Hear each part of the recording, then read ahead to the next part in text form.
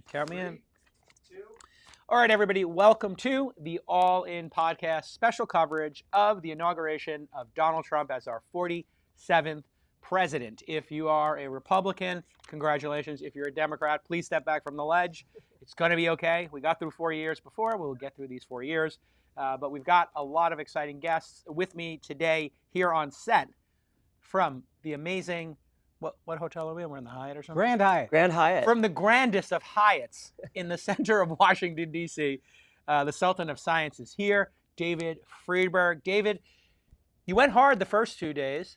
Have you found a rhythm here to your party hopping at the inauguration? Shut the fuck up and just give me the ball. What are you doing? I don't want to. I think we've got to. Okay. We've got a. You guys can go fuck yourself. I'm going to run it how I want. Yep. Tell that guy he can go fuck himself too. All right. With us is an actual comedian. Akesh Singh is here. You know him from the Flagrant podcast. Welcome. Thank you guys for having me. Now, you are a fan of the pod, I understand. Yeah, you and I have talked on the interwebs. Yeah, we kicked And- the other Indian off the pod. We replaced him with me. Much Okay. poorer, but I feel Poorer like but I'm not funnier. going to ask for the ball as You much. Chamath. Yeah, exactly. So you know how to share the ball. Yeah, is yeah. what you're saying. I'm a So distributor. You're a great teammate, so Yeah. welcome to the team. And then with us, recent convert to Team Red, Yes, Mark Pincus,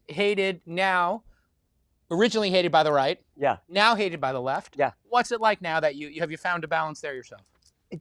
I have to say, sorry to sound a little politically incorrect, but it's kind of nice to be here in DC. It kind of feels like maybe in the 80s if you went to like a gay convention or like I'm out, you're out.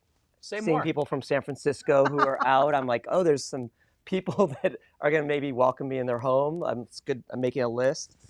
Fantastic. Okay, so officially for all the journalists watching and losing their minds, Mark Pincus is coming out today. And we support you. And we always you. knew. We had a feeling. I know you always All these thought I years, was- you and I had a great time. And now, live from the Rotunda, also known as the B-List, our bestie, Chamath Palihapitiya in the overflow room. Going to you, Chamath. Oh, we lost him because There he it is. took too long. He's here. Looking He's right good. there. Power tie. Chamath, can you hear me? We're going live right now to the Rotunda.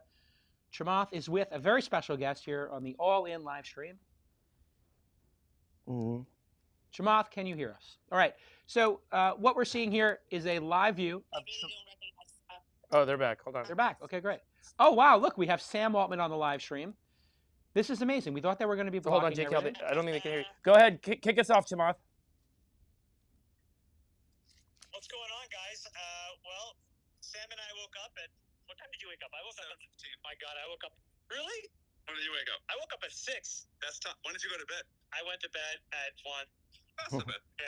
You guys want to just use So my yeah, audio? Sam and I had to go Use my and audio. go through a whole rigmarole, Use my get our audio. wristbands, and we are now in the My audio. rotunda. I'm going to just show you guys what it looks like here. Hold on one second. Wait, he's in the. How do you do this? That's the legit place. He's in How do the you do this, antechamber. Got it. All right, folks. So we're trying to get a view from Chamath. Not an easy thing to do here, but there's the rotunda. This is Chamath. This is essentially the overflow room. Who's there? He can't hear you, Jaco. Yeah, there's the rotunda is basically for the cabinet and the world leaders, and then all of the other sort of folks are here. Sam is here. I'm here. We saw Theo Vaughn. We saw Logan Paul. We saw all kinds of people walking around. So we're going to try to grab some people from time to time, but we have about an hour to kill before the whole ceremony starts. What do you think? How's the weekend been for you? It's good energy. People are happy. People are optimistic. Yeah. What's been your favorite part of the weekend so far? It's like a tech reunion. It really is, right? It's been fun. Yeah. I thought Peter's party was great. Peter's party was great. Peter's party was excellent. And then yesterday, did you go to the... I went to the dinner last night. It's a little chaotic. It was a little chaotic. But it was good. Yeah. And then tonight, you think you're going to... No, I hit my social battery limit. I'm going to hide out tonight. What about you? We were very committed to going, and I'm just like, it's exhausting. My dopamine levels are a little low. I need a little founder mode or something. It's like a lot of people and a lot of... Yeah. It's a lot of socialization. You know what's amazing? There are 7, I guess, still living Medal of Honor recipients, and they walk around, and you can see their medal. It is very cool. That is probably one of the coolest things I've seen. And it's like Moses. No, the whole thing is like the seas for these guys. Super interesting people all around. It's incredible. Yeah. Well, guys, Can you give us, Chamath, can you give us a view? We're going to try to grab some more people. Can you give us a view? Yeah, let me try to give you a view. The only reporter on site at the Capitol today. Yeah. In the inside. No other reporters are there. Can you walk around? Can you see it? Yeah, can you walk around? I mean, I can try to walk around. We were waiting. I was trying to get Sky and Luke Nosek as well. Nat's here. Amore. Amore. Hi, guys. Good morning. Ciao, amore. Feed your husband, otherwise Amore's he's gonna right get there. hangry. Amore's right here. I fed him and I have chocolate in my pocket. She brought me some chocolate and some nuts, so that's good. I mean, it's very chaotic. And what did they tell you? One It's very hour hectic. until you sit down and the swearing-in ceremony I think begins? so. Exactly. We're gonna start around 12. Let me just walk around and see. Chamath, can you take us to the fast food buffet? Can you take us to the McDonald's table? Is there fast food in the rotunda? What's that? Jason's asking if there's fast food in the rotunda. No, it's called Emancipation Hall. That's where we are. Emancipation Hall. So you can kind of see like we're all, yeah. The What's guy it- wearing a top hat. Yeah, what's with the Monopoly dude? What's guy with the is here. dude with the top hat? Going over there, guys. All right, give us a random person. Just ask a question to a random person who's there. Is there anyone? Yeah, Man on the street. anyone else there that you know that you can grab Chamath or that you can just check in with folks? Here, so you can have a view. Service is a little choppy. Here, hold on. I'm just gonna say hi to Logan Paul. Hold on. I'm on it. No, we had a little technical glitch. Hold on. It's pretty good. I mean, it's odd. This view of Chamath is Up the nose view. regrettable. He's not for the cameramen here. Here we go. Alex. Guys, they can't hear you. Who's that? Hey, what's up, brother? How you doing, bro? Hey. Oh, that's Jake, technically. That's so funny. If you could, hey, Chamath. Chamath, that was Jake Paul. FYI. Chamath, ask Jake Paul if I could have my 2 hours back from the That was Jake Tyson Paul. fight. Any chance I can get those 2 hours of my life back? They're all the same to you. God, I don't know. that's so funny. Ask if it was rigged. Yeah, take us back to Logan Paul. Go ask him how his fight. Go back to Tyson was. Jake Paul. Ask him if the fight was rigged. Oh, I'm pretty sure I saw Evander Holyfield. I should go say hi to Evander Holyfield. I'm sure you're gonna get that one wrong too, and that's gonna be even more It's gonna embarrassing. be Mike Tyson. Yeah, it's like Mike Exactly. Tyson. Wow. Well, we're off to a strong start here. Our field reporter has no sense of this is pop the- culture this is the or video. how to operate a camera. Video. Complete, utter disaster. Because I saw Theo earlier. He really looked rough around the edges, like he needed a coffee or something. Chamath, I really appreciate you telling us to hand you the ball and you've got the show, but I think you need to grab someone to talk to. Because all we're seeing is your face. Or flip the phone around, bro. Yeah, literally, only Chamath could make this about Chamath. his face. Today the president's getting inaugurated. But look Let at me me. tell you about my face. Forget the president. Akash, when you see this, Can you guys stop getting these cheap H-1B replacements for me, please? Hey, I remember in 8th grade, I got invited to like the cool kids party, and then no one wanted to talk to me, and I had no one to talk to. That's what this feels like. there's a table at the end of the cafeteria where, yeah, you and Freebird can sit. Him and Sam Altman just being like, "We saw cool people." Yeah, wow. We're off to such a strong start here.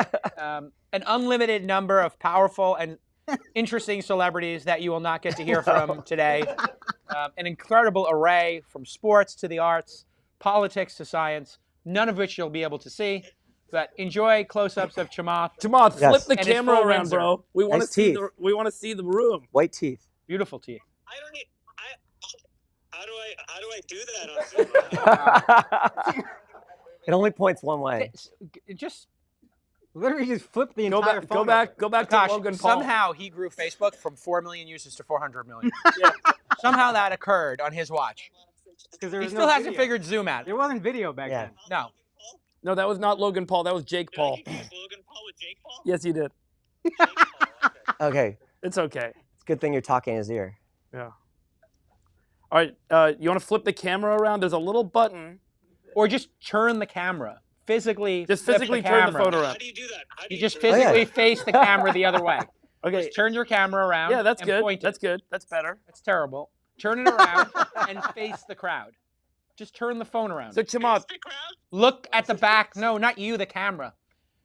Literally flip the phone over, buddy. Give me your phone.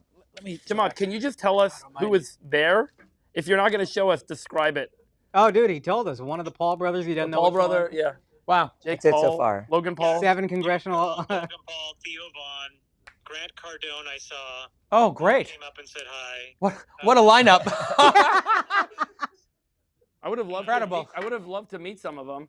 But Chamath, can you just maybe grab someone? We're gonna cut back to the live feed here. Oh, here we go. Okay. Ah, now there's a celebrity. That's a celebrity. There's a celebrity. Sky Dayton. Investor extraordinaire, Sky, you're on the live stream. How many people are on this live stream, by the way? 8 people?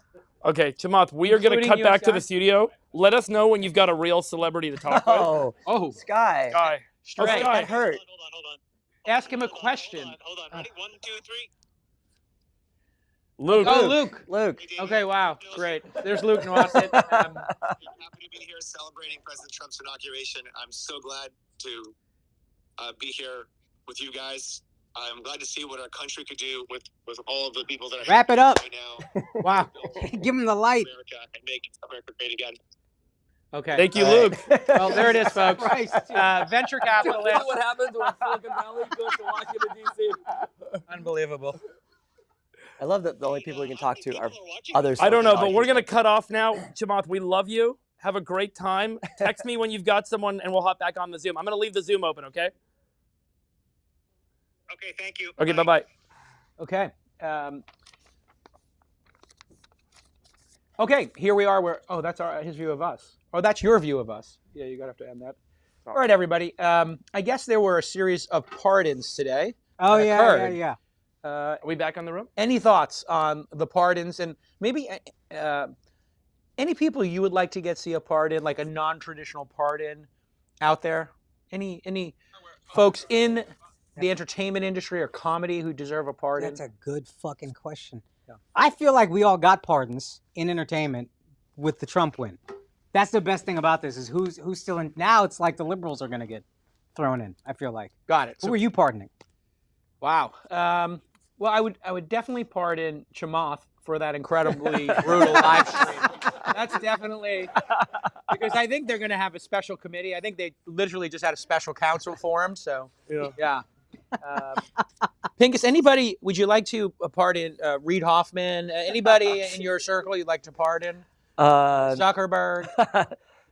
Zuck could probably use a pardon. I mean, just to be safe. Just It's to be probably safe. good to just have one in his back pocket. Well, in all seriousness, our industry, when we got into it 30 years ago, politics was not part of this. Occasionally, I don't know, McCain would show up at an event, and it was kind of an oddity, and people were just not interested. And now it's become an obsession. What's your take on the best case scenario for this presidency, for this term? What's the best thing that could happen? Well, I guess the best thing that could happen is, I think, probably delivering on DOGE. I think that the potential positive disruption there is that people could end up actually starting to have confidence in our government. And I think all of the mainstream media and all the haters, I just think it's gonna be hard to hate. If you get anything near the scenario like Milei has shown, in such fast time, I think it would just, I think it'd be amazing for the country on a lot of fronts. I think people are going to have to acknowledge it if DOGE actually delivers, and we need them to. That's who needs a pardon. Vivek. Bring him back. Bring Yeah, it what back. happened to Bring him Vivek? back. This guy's running for the fucking governor of Ohio. Nobody's going to vote for his brown ass. Bring him back to DOGE. That's what we need. Well, I mean, what you're Why did he get saying dropped? is Who knows how to save money better than us? exactly. And if you're going to do IT, we got an Indian guy. There you That's we're in kind you know of what I sync mean? here. Multitasking everywhere. Yeah.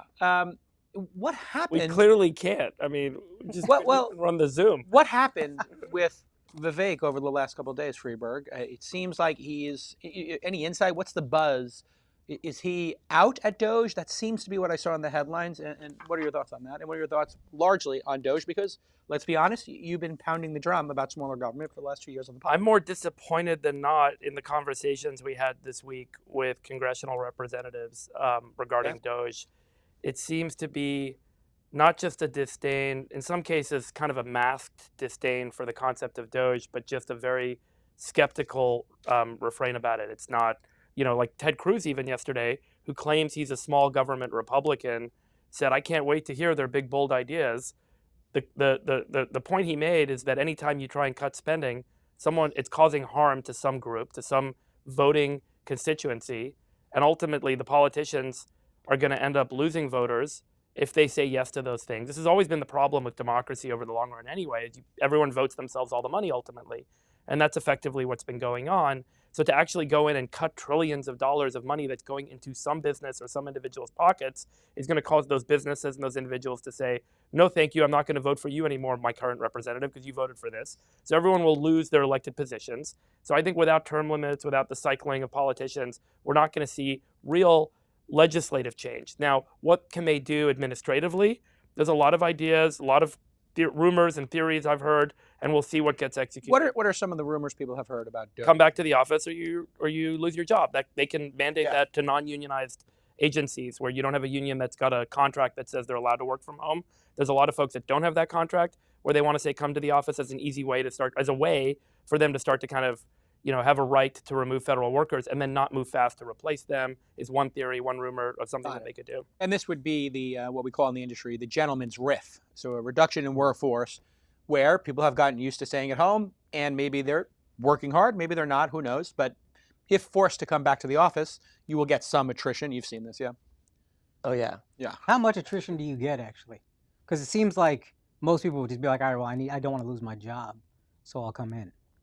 I mean, I would say in the tech industry, you would expect 20%. But in the there's another rumor that I've heard. I don't know if it's been publicly talked about, that there's a lot of workers who are working more than one job, and so they're like working in Ohio, where it's more affordable to live, and their office is in D.C., and then they're doing other stuff locally, and the accountability factor might not be as strong when they work remotely in Ohio.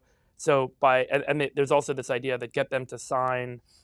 I've heard this publicly, that if you can get workers to sign a commitment to working one job, that could also have an effect. So, well, you would think it's unethical to work 2 jobs from home. And there's a great subreddit. I think it's Overworked or Overemployed. Overemployed, probably. Overemployed.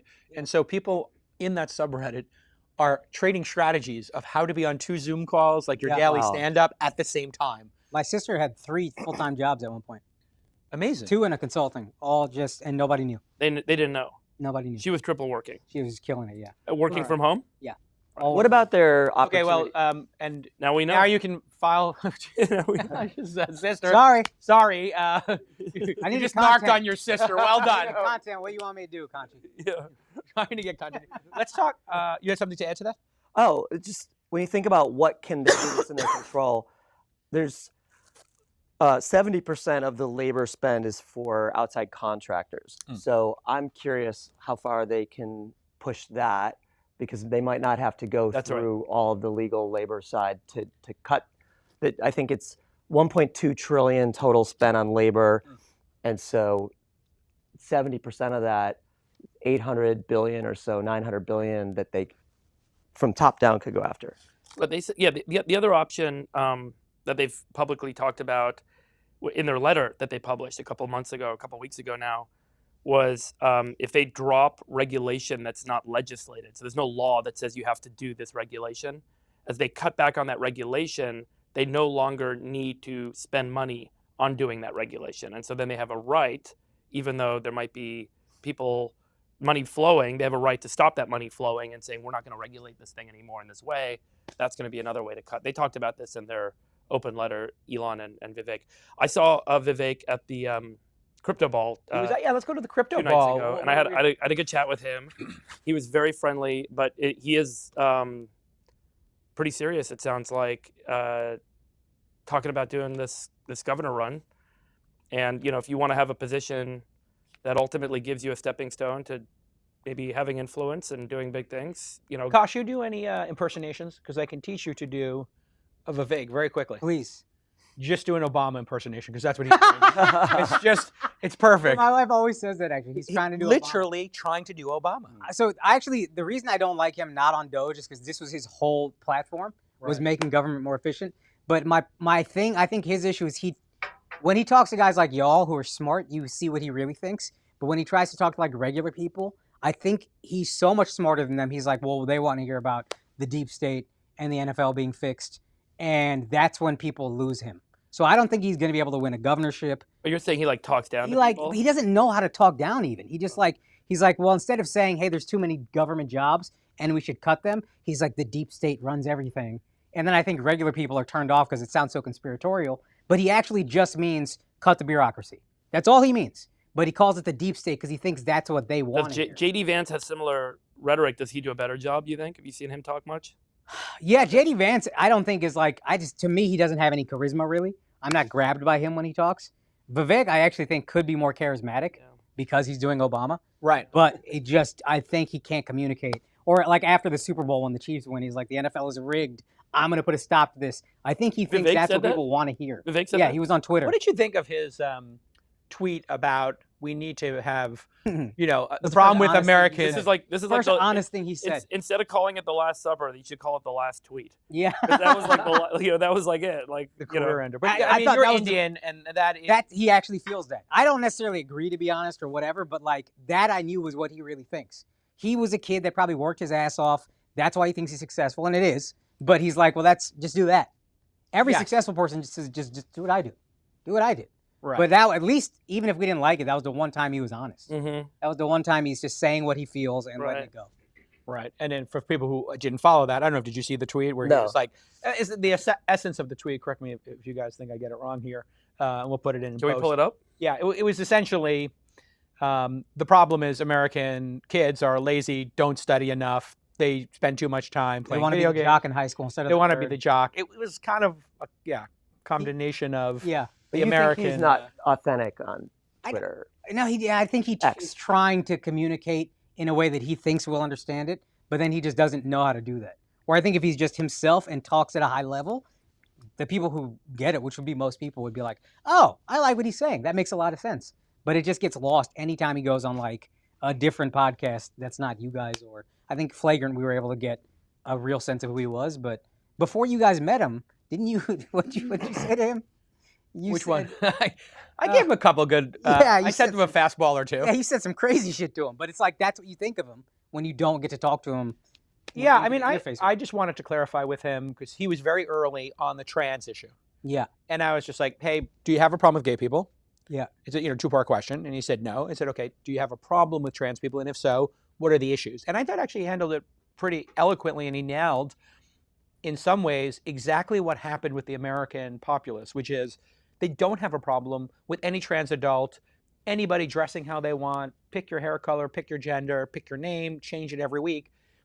But I think any parents I've spoken to are very uncomfortable with the concept of doing surgery on a child to change their gender, or giving them any kind of hormones, because it's irreversible and your brain is still. Yeah. And I think they wound up spending, $150 million on one ad, which was the Kamala, she's for they, them. That was the greatest political ad I've ever seen in my life. Why? Why was that one so effective, you think? I think it just perfectly encapsulated what so many people were feeling, which is these people on the far, and I truly think I'm moderate, but like you watch the far left kind of hijack the way I think the early Tea Party kind of hijacked the right. The far left kind of hijacked it, and that's what became Democratic Party. And so saying Kamala is for them, those extreme people, even they, them, the extreme people, but just calling them they, them, or calling Kamala is for them, Trump is for you or us or whatever it was like, oh, I mean, anybody that's remotely in the middle is going to feel pushed a little bit to the right. Right. And then the cherry on top of it was the reaction was on The Breakfast Club. Oh, so, yeah. You got Charlemagne the God and everybody making these grimaces like, what? That's whack. Like, what? Yeah. What are you doing here? Like, that was also so smart. Yes. Having Charlemagne say, I don't agree with Kamala spending money on this. Right. That's the Kamala guy. So, right. Yeah, so smart. Let's talk about crypto. We'll pivot to crypto. Anything to add on this issue? Well, now that you're unshackled and your chief of staff has He's pissed at me. By the way, he's really upset with me about that. Yeah. Okay. For those who don't know, Mark came on the show, and I was asking Mark, like, hey, you're kind of pretty effervescent and going for it now on the socials, and he's like, yeah, my chief of staff was kind of throttling me and kind of polishing me on the edges, but once I got rid of my chief of staff, essentially, I became my authentic staff, and I think probably people know who he is, and you had to make the clarification, which is great. Yeah. To be clear, he wasn't even my chief. We worked together for 9 years. He wasn't my chief of staff at that point. He had transitioned to being a co-founder of an effort that I've been on, but still advising me. And I said to him, I think that you're right half the time, and that's a lot. Like, that's a big number. You're really smart, and everything he said was smart, and so it did. And he was kind of risk averse. So I was like, I listened to him because it was Let's good go advice. to the Right. to our little I did want to recap add of the this. trans issue. Yeah. I did want to add and this. and the advertisement. Yeah. I'm curious whether, maybe you guys already all agree with this, we have a new way of doing politics after this election, that there's only authentic, like only long form, and you're going to have, even the Democrats aren't going to be able to field a candidate that isn't the full color. And I wonder if this is even going to go so far as people starting to like overdo it on all the imperfection side. Like, no, I'm more imperfect. Probably. I'm more of a fucked up person than you are. Like, look how real I am. But I just wonder whether this base thing is going to be the new norm. It's definitely the new norm, don't you think, Friedberg? I've always felt like the worst thing about money in politics is the fact that money actually affects politics. And that says that like consumers or voters can be influenced by an ad. The fact that these people buy ads, like, do any of us like look at ads and buy stuff from ads anymore? It's crazy to me that they'll spend $1 billion on TV, radio, and print ads and internet ads, and people change their vote. Like, that's the craziest thing to me. I don't understand. Like, I would never look at an ad. But do you think it works that people change their vote? Well, it must work, and that's the problem. And I think like maybe what this is a solution to that problem, which is a very positive feature of like, citizen journalism, podcasting, distributed media, the open internet, is that it enables that like authentic voice to win out over the paid media. Yeah. And then the paid media, I really do hope, is worthless. And if it's worthless and spending money on ads no longer changes votes, then people will stop spending money on ads, and they'll stop raising money to go buy ads, with the money that they raise, so that they can get whoever raises the most money can buy the most ads. It's the craziest And then being fact. less beholden to whatever super PAC or whatever. And whatever gave them the money. Yeah. And so I really do hope that what you're saying and the power of the internet, even though it's like 27 years a little bit late here from when I think we all thought it was going to happen, like 97, it's like, oh my God, the internet's going to democratize access to information. We're all going to have access. It's going to change the world. Democracy will run rampant across the earth. It's going to be amazing. That hasn't really happened if you're still spending ads and you can control votes and you can buy votes with money. Hopefully this is the change, and the internet really is working. And that would be pretty powerful and pretty amazing. It'd be amazing if the money in politics thing just got solved by the internet. Totally. I mean, for everyone hating X. Yeah, what we're talking about here really is earned media versus paid media. And if you look at Donald Trump, he can get on a live stream, he can do 3 hours. I mean, talk about like if you're as a stand-up, you watch that guy. I mean, unreal. It's just amazing. To do a tight 5, a tight 10, you might work a year on that. Yep. Just in the beginning of your career, he's been ad-libbing and just reading crowds. He's so good at crowd work. He can look at the crowd and know this time I need to lean into crypto. And his reaction when he was doing the Fire Gary Gensler and we're going to do Bitcoin. I don't know if you saw that when he was at that Bitcoin convention. He said, and the reign of Gary Gensler is going to be over, and the crowd went nuts. Yeah. And he's like, let me state it again. Yeah. And he just doubles down on it, triples down on it. It's just such a comedic instinct, isn't it? Yeah. Oh, it's unbelievable. He's socially, people make fun of him. He's socially maybe the smartest human being I've ever been around. Like we got to interview him in person, which was awesome. Oh, so we had a lighting setup like this. This is how funny and quick-witted he is. We have these lighting setups. There's big for people who can't see it. It's got like 3 prongs, and we're on a couch like this. One lighting setup is next to me, and he's gonna have to walk by it. And one of the Secret Service people tripped on a light, like a leg. So he said, hey, just make sure President Trump watches out for that. So I said, okay. So I say to President Trump when I meet him, hey, nice to meet you. By the way, watch out for that lighting stand. I don't want you to trip on it. And he goes, oh, that would have been bad. That would have been a disaster. I tell you, Joe Biden would have tripped on that thing. Oh, Camera's not even on. and he First words he says, boom, in. and it really is like as a comedian, you're looking for the thread of what's going to get the laugh, and for him, it just he processes it so fast and he drops it. Locks it and then just And goes this is hammers why, it. like Good listen, instinct. I don't want to make this a Vivek bashing, event here, but I think Vivek perfected over time doing what Obama did, which is behind a teleprompter and talking with a cadence that kind of hypnotizes people, but that is not that. No. It's not funny. It's not interesting. By the way, Jason, so we have the live feed So what you're of the seeing here, so, and this is so like for the folks watching at home on YouTube and X, they're actually seeing this along with us. So the live inauguration feed is kind of coming in. So from time this to is time, the motorcade coming in, I assume here, and it looks like President-elect Trump and President Biden are en route to the U.S. Capitol. Let's talk a little bit about crypto. We have our friend. Oh, do you want to do a quick shout out to the folks that paid for all this? Oh, actually, yeah. Let's. Like we don't do ads on the show, but we actually had to build a set here in DC and do the events that we did to do the intervers with. Is Hims Senator one of Cruz. the sponsors here? So Hims is one of those sponsors. Well, here I got a great integration here. Okay, go. So Hims Here's is a breaking Hims is news sponsor. story. Sandeep Madra, he's at Sandeep on Twitter. Let's get him some followers. My guy. Hims Good House, handle, actually. which I guess is somehow related to Hims, has a breaking news story right now. The FDA is to allow compounders to sell tirzepatide. Tirzepatide is how it's pronounced. Oh, yeah. For the duration of the OFA versus FDA lawsuit. So if you are fat, like I was, might I suggest you go to Hims and get semaglutide or one of these GLP-1s and lose 40 pounds and look great on camera. Is that what you did? Well, I did fasting. Okay. I did that intermittent fasting thing. I used the Zero app. That would make that a lot easier. And so I do the fasting. I'm not eating. I lose like 10, 15 pounds. I do a little working out, lose a couple more pounds. But then you did. What did you do? Mounjaro or something? I did all three. I started with the Ozempic. Then I went to whatever the other one is. Mounjaro? No, I wound up with Mounjaro, and I take a very low dose now just to maintain. But I'm pretty. How happy often with do it. you take it? I think I'm every 10 days. Yeah, I think this is where a lot of people are going to end up is like finding their own dosing frequency. Yes. And like the effects in some of the recent studies on the GLP-1 agonists is it's not just weight loss, but there's like anti-inflammatory effects. Yeah. They had good phase 2 on Alzheimer's. Mm-hmm. There's kidney disease, hypertension, and crazy enough, they've got an indication clinical going right now for sleep apnea. So if you snore, they'll give you a prescription that's approved by your insurance for. I saw Brian Johnson, the Live Forever guy. Yeah. He's great. I love him. I He's think great. He's great. He's awesome. I'm a big fan. I love the He fact has a that 7-hour erection every night, according to his data. Yeah. They you said see he has that? more erections than an 18-year-old. It's And if you would like to have as many erections as Brian Johnson, Who measures that? Whose job? Overnight. He told us Got a there's like device. there's Go like to a him. device, like a ring, and the ring like expands, and so like he tracks it.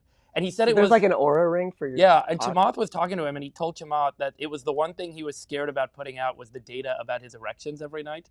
And so it was like the one thing that he was like, should I do this? Shouldn't I? Because people will go after it. And he said it's the one thing that like made him like, really popular. It's like people were like, oh my god, and that got a lot of attention. Good marketing. So it's actually good marketing. So anyway, Hims is a sponsor of this. Hims paid a sponsorship to help us build the Wait, set. you told me you're considering sampling a GLP-1. Is that true? Are you still I doing may, yeah, I am because as well. I like the anti-inflammatory effects. Yeah. But wait, So, that's the same. I as like the Ozempic? weight loss effects, frankly. I'm just that? You got the final 15 you or something? travel all the time. You don't sleep. I sleep like shit. I have insomnia. I'm You trying eat to work that. on that as well. And then, you're on the road. You can't really control what you eat as much. You end up gaining weight. This seems way easier than everything else. What it Wait, does is it I don't turns off the understand. food noise. You know when you're like, you I probably live- get I back live- to the hotel? Yeah. And you're like, oh my God, I should get a chicken parm or Yeah, a yeah. burger from the Chicken. Grand Hyatt or Love chicken something. parm. I mean, that's I don't like speeds drink. you. I don't cheat on my wife, but I cheat on my diet fucking every day. Right. Yeah. So you're a serial chicken parm philanderer Yeah. and you can't control it. And so this is perfect for you. Okay, we're gonna do another shout out for Aircall. They also helped build the set. You know these guys? I don't. Explain. Okay, there's an AI-powered customer communications platform. So we appreciate them participating. They integrate with tools like Salesforce, HubSpot, Zendesk, and unified voice, SMS, WhatsApp, social channels into one solution, and you get 3 months of free Aircall if you go to aircall.io/all-in. Thank you guys for paying for our set. There are 3 sponsors. So it's Hims, Aircall, and Abra. Abra also sponsored our holiday I'm an spectacular. investor in Abra. That's great. Tell us about Abra. Abra, you just go if you want to transfer Bitcoin, money transfer, buy Bitcoin. You're round tripping your investor dollars back to. I wasn't aware that they were sponsoring. Actually, I'm not involved in it. Okay, sorry. Go ahead. What do they do? You can. Well, I mean, let's Crypto wallet. Let's figure out what message Well, I think they want to so. send. If you go to Abra, you go to code all in. You get 3 months with no fees. Abra.com. It's custody, trade digital assets. So it's a crypto wealth and treasury management products and services. And I know they had a great booth at the All In holiday show where they also helped sponsor their. Shout out to Bill. So that's how we pay for all this stuff. Thank you to the sponsors. Obviously, we do the pod for free, but when we do the live events, we need some support. Say the HIMS URL. HIMS.com/all-in. Get skinny. Get skinny. Get skinny and have unlimited overnight erections.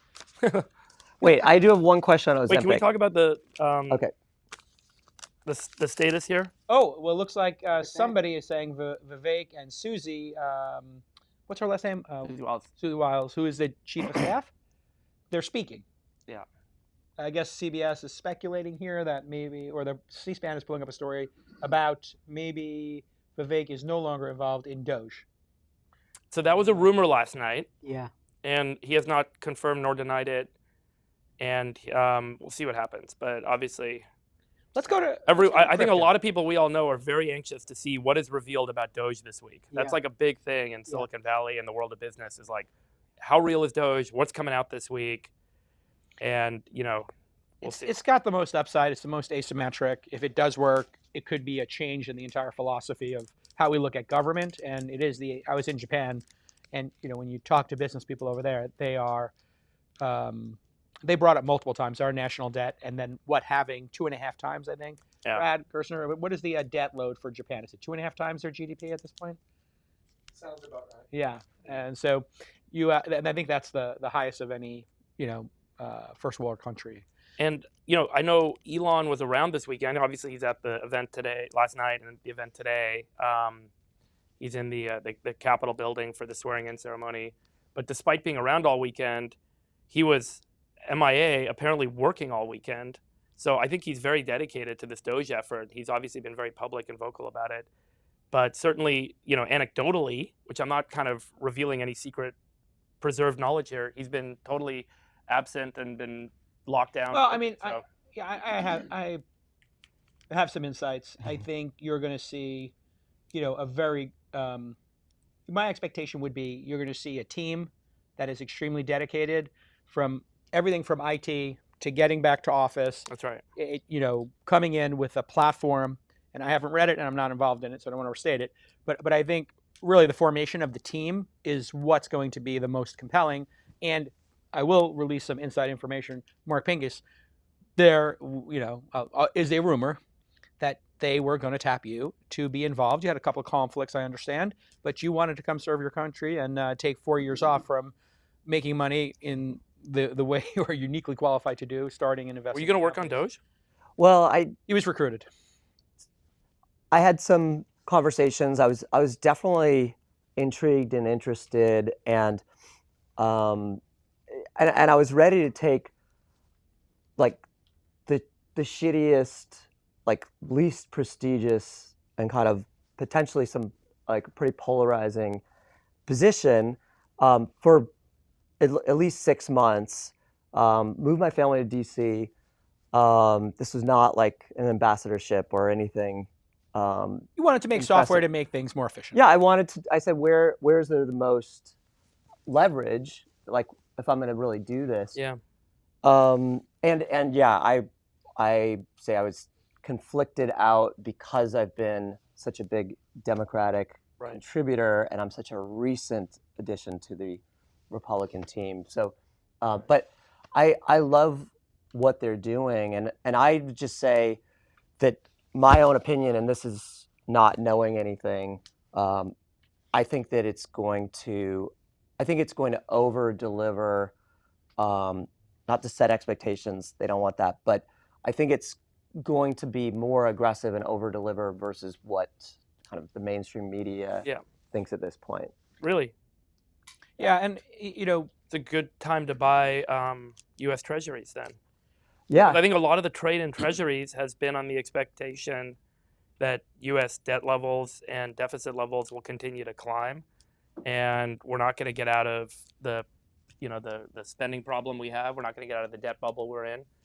And ultimately, if there's a real cut, treasuries have been sold off, and now yields are like 5%. Seems like a good time to buy treasuries if what you're saying is real. I can tell you, an interesting proxy that I do have is the number of folks who have asked me for an introduction to some of our friends who are Involved. Yeah. And so the second, thoughts around AI, crypto, and DOGE and efficiency were released, every day, 10 people, 20 people sliding into my DMs, sending me resumes, just, hey, can you get this in front of this person? And, some of them were just kids in college, but some of them were people we know, like Mark or other people. Sundar and Elon up on stage at the inauguration together.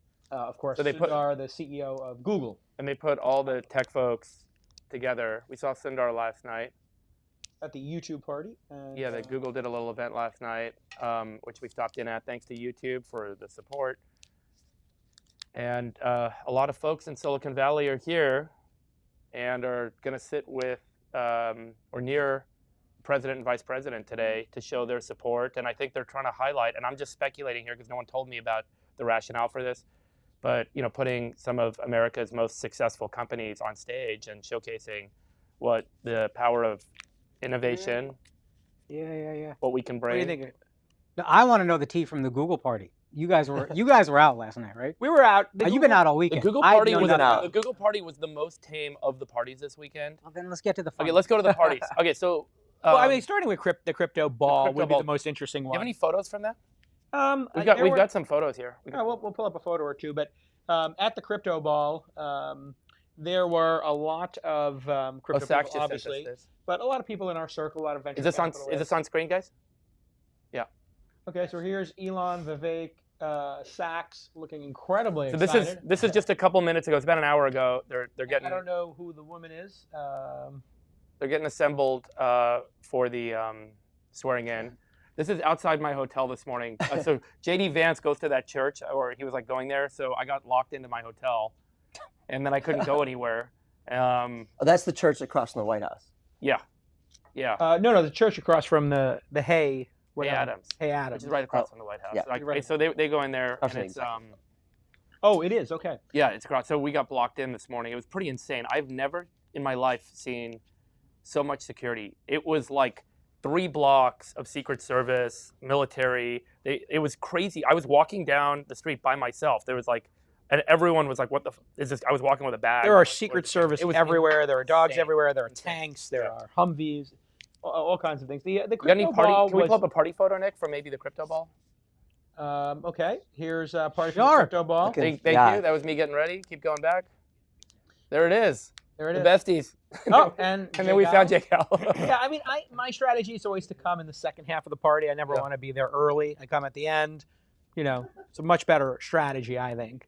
Let everybody show up. People get settled. Then I come in. I shake some hands, kiss some babies. I don't know if that's what happened, but I hear you. I came towards the second half. Yeah. And it was packed. And the number of people who everyone was there. How much did that raise? I don't know.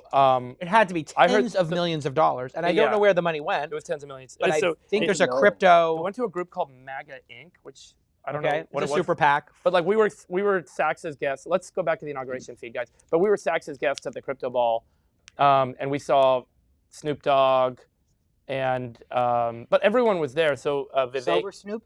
Huh? Sober Snoop is less exciting. Definitely not sober. Nice. Definitely not sober. I was at the room, and he comes out the room, Oh, and we were you just knew every time we walked through. and he has a huge entourage, and there's just a cloud that follows everyone, and they walk through the room, and you're just like contact. It was the most uncomfortable dancing you've ever seen. It was all white people, and then it was a subset of white people who are passionate about crypto. That's right. Never And Snoop. have a group of people dance so poorly. Here I am with Lex and Chamath. Lex and I have a serious bromance going on in Austin. Yeah, he's great. And he's Hello, amazing. I am Lex Friedman. Today, with love and peace in my heart, I'm interviewing dictator Idi Amin, who has eaten half of his enemies. We will share love, kindness, and a fatty liver. Enjoy. Yeah, so that's my Lex. Yeah. Which is you just use a robotic voice, and then you pair love and joy with the most despicable person ever, which is what his gift is. Shout out to my guy, Lex. I'll say I had a VIP pass for the crypto ball, but for some reason, then the VIP line was so long, we went in the GA line. Yes. Um, That must have been brutal for you. First time you've been in a GA line in a good. long It's time, surreal. Mark Pincus. Yes. but it gets worse. So then they give us the white armband, not the VIP Okay, so you were in one. Gen Pop. Gen Pop. I was in Gen Pop. So then we had to sneak into the VIP. So Shane Copeland, who's good at that, I don't know. CEO of Polymarket. CEO of Polymarket said, just follow me. He took me and my daughters. Of course, Shane is the guy that knows how to sneak through parties. Yeah, he was amazing. Like, He just said, just have the confidence, which we've done this before at film festivals, so we kind of knew. And he just walked us in. Then we're in like the bigger VIP room. And then our friends pulled us into the smaller VVIP, bar, which is the where I actual saw you VIP. guys. And that's when I knew I was at the party. Yes. Yeah, there was the main room, the VIP room, and then the VVIP room, which was Well, Donald Trump Jr. came. Don Jr., Ted Cruz, Vivek. Who else was? A lot of folks came through. I mean, a lot of people. The thing with the parties this weekend is every night there's a lot of parties going on, and everyone's driving around town, stopping in from party to party, and so all of the kind of political folks are kind of trying to stop into all the parties because they want to meet the donors and the lobbyists and the influencers and the executives that are all in town. So like there's several heads of state in town, many CEOs from companies all over the world are here, and so you go to all these different events and they all kind of want to stop in. So we had our event last night, the All In Party. That was actually pretty great. Which was awesome. Big shout out, by the way, to our friend Sunny Madra and Grok. They sponsored paid for that party, which was awesome. It was a great party. Yeah. And just to wrap on the crypto party, there's been an amazing amount of speculation here 48 hours after it. While we were there, Trump, or perhaps Barron Trump, I don't know exactly who's doing all this, Trump decided to drop a meme coin. Fuck. And it went to $30 or $40 billion. And so we're sitting there, and it's pretty amazing because Gary Gensler, who was running the SEC, he's out. He ruled with an iron fist. He said, there's a rule book here. Play by the rules. We're not changing the rule book. We have a rule book. Yeah. That's how it works. And crypto has to fall into the same rule book as an IPO or a private company or private equity. Pick your lane and then follow the rules. And if you have any questions about the rules, here's a website where you can look them up. Now, crypto is, a bit speculative on the margins, I would say. People call these meme coins. The colloquialism also is shit coins. Mm-hmm. And if there was a question about how these coins will work, or how crypto is going to work, I think YOLO is how I would describe the administration's policy now on crypto. What were your thoughts when you saw this? And then a Melania coin dropped 12 hours later. Yeah, and was that on Pump.fun? I don't know if that, like this. Explain what Pump.fun is. Well, it's a website that lets people create meme coins. I think they create like 20,000 a day through this. And I was shocked because these guys launched one of the more popular meme coins from my office called AI16Z. And just to be clear, it's not a shout out to it. I don't own it. I didn't buy it. They said you have to buy this, get in. And I was like, I don't even want to be associated with buying one of these that goes up and then down. It never even occurred to me that that Trump would actually, or anyone I knew would actually go launch one. And theirs went up to $2 billion market cap. So it would have been good. The public reaction and the vibes when I talked to crypto people, I actually saw Michael Saylor at the crypto party. Did you talk to him? Well, you have been extremely negative about him publicly. Did you? Not him, of the financial strategy of taking out billions of dollars in loans and then trying to corner the market and be the largest shareholder in Bitcoin, which is antithetical to the concept of Bitcoin, somebody cornering the market. Also taking out loans and something that has that much volatility. I don't know, Mark, what you think? I'm with you. It's nothing against the guy, but I actually thought, oh shit, when I came back and took over Zynga, we had like $1.2 billion or $1.3 billion in the bank and a better business than his core business. Why did I think of that? We should have just bet it all on Bitcoin. It was a lot earlier. This was 2015. I think Bitcoin was down then at like $240, $800. Well, I mean, I'd be the visionary. The keyword there is bet. Yeah, yeah. You know, so I just decided I would diffuse the whole thing, and somebody had handed me a Bitcoin, physical Bitcoin, not actually one, but you know, it said Bitcoin on it. And I said, Michael, I'm a huge fan. I came over his shoulder and I whispered, what should I do with my Bitcoin? I have a Bitcoin. What do I do with it? Should I keep it or sell it? And he turned around, well, you want to keep Bitcoin for, and he's like, J-Cal. And he just, you know, shook his fist at the sun and smiled. And I said, come on the pod anytime. And he has an open invite to come on. I sent him a note to check in, and he refused to come on. So, well, I don't, you know, I think we've passed that part of the story here. If you have any, like when you say enough negative shit about a guy's business, Sale. he thinks like maybe I don't really have a shot at turning the guy around. Why hasn't Benioff come on? I thought he was. No, Benioff. Benioff. Him and Lonsdale. Benioff was on the show. I mean, he did a talk at. But I thought he wanted to come on and talk to Lonsdale. No. TBD. That one may still happen. That may still I wanna happen to see do a that one. debate. I may do it on This Week in Startups, or if we have time, we'll do it on here. But he, you know, Benioff, we don't just take it behind the scenes. I don't believe we should ever do any conditions on any interview. And Benioff had conditions. He wanted to do just Sachs and, you know, set the agenda and stuff like that. And I think You mean at our summit? at the summit, and you know, Freeberg runs it. I trust him as my partner. He does an incredible job. I did. This was a last minute thing. We were all going to talk to Benioff on stage. He wanted to go one-on-one with Sachs. Very last minute, while everyone else is kind of like getting ready, scattered. It was a very kind of like situation where I'm going on only if Sachs is. Why do you think? Why was that? Well, He I wants think to control the message. yeah. Well, that's one way to interpret it. I think it's just he told me a lot how uncomfortable it is to be interviewed by 4 people. It's like being thrown in the viper pit. I mean, that's kind of the point. It's like he'd rather have a one-on-one dialogue with someone and be able to go deep and not have like all the questions. I think that's kind of what it felt I like. would have told him he's not speaking, but I deferred to Freeberg on this. This wasn't, just to be clear, this was like a game time at the show, minutes before situation where we had no one else to go on. So yeah, but I mean, and if you do anything you like had this, we had him at the All In Summit on stage. but anybody, And he did a one-on-one with Sachs. Oh, so you did. You listened. and it wasn't great. I mean, it got, you can read the comments. I mean, it got savaged. People thought it was too self-promotional, and it wasn't the gestalt of All In, which is or the currency of your podcast. Yeah. You know, it's like Be be honest, real. be authentic. Have a real conversation. And you know, he's been at it a long time, and like you said, with your chief of staff controlling messages, he's got a group of people around him who are crafting a message, and he's staying on message. He wants to talk about his philanthropy, which is amazing and awesome. He's done so much for the city of San Francisco, and he's just Except for Prop C. except for Prop C, which is a complete Okay, other so disaster. let's go back to the parties. But I will call you out if I wanna you go. got to do anything like that immediately. Okay, let's go back to the parties. So Let's go back to the party. good parties. What were your favorites this weekend? I would The say All In party?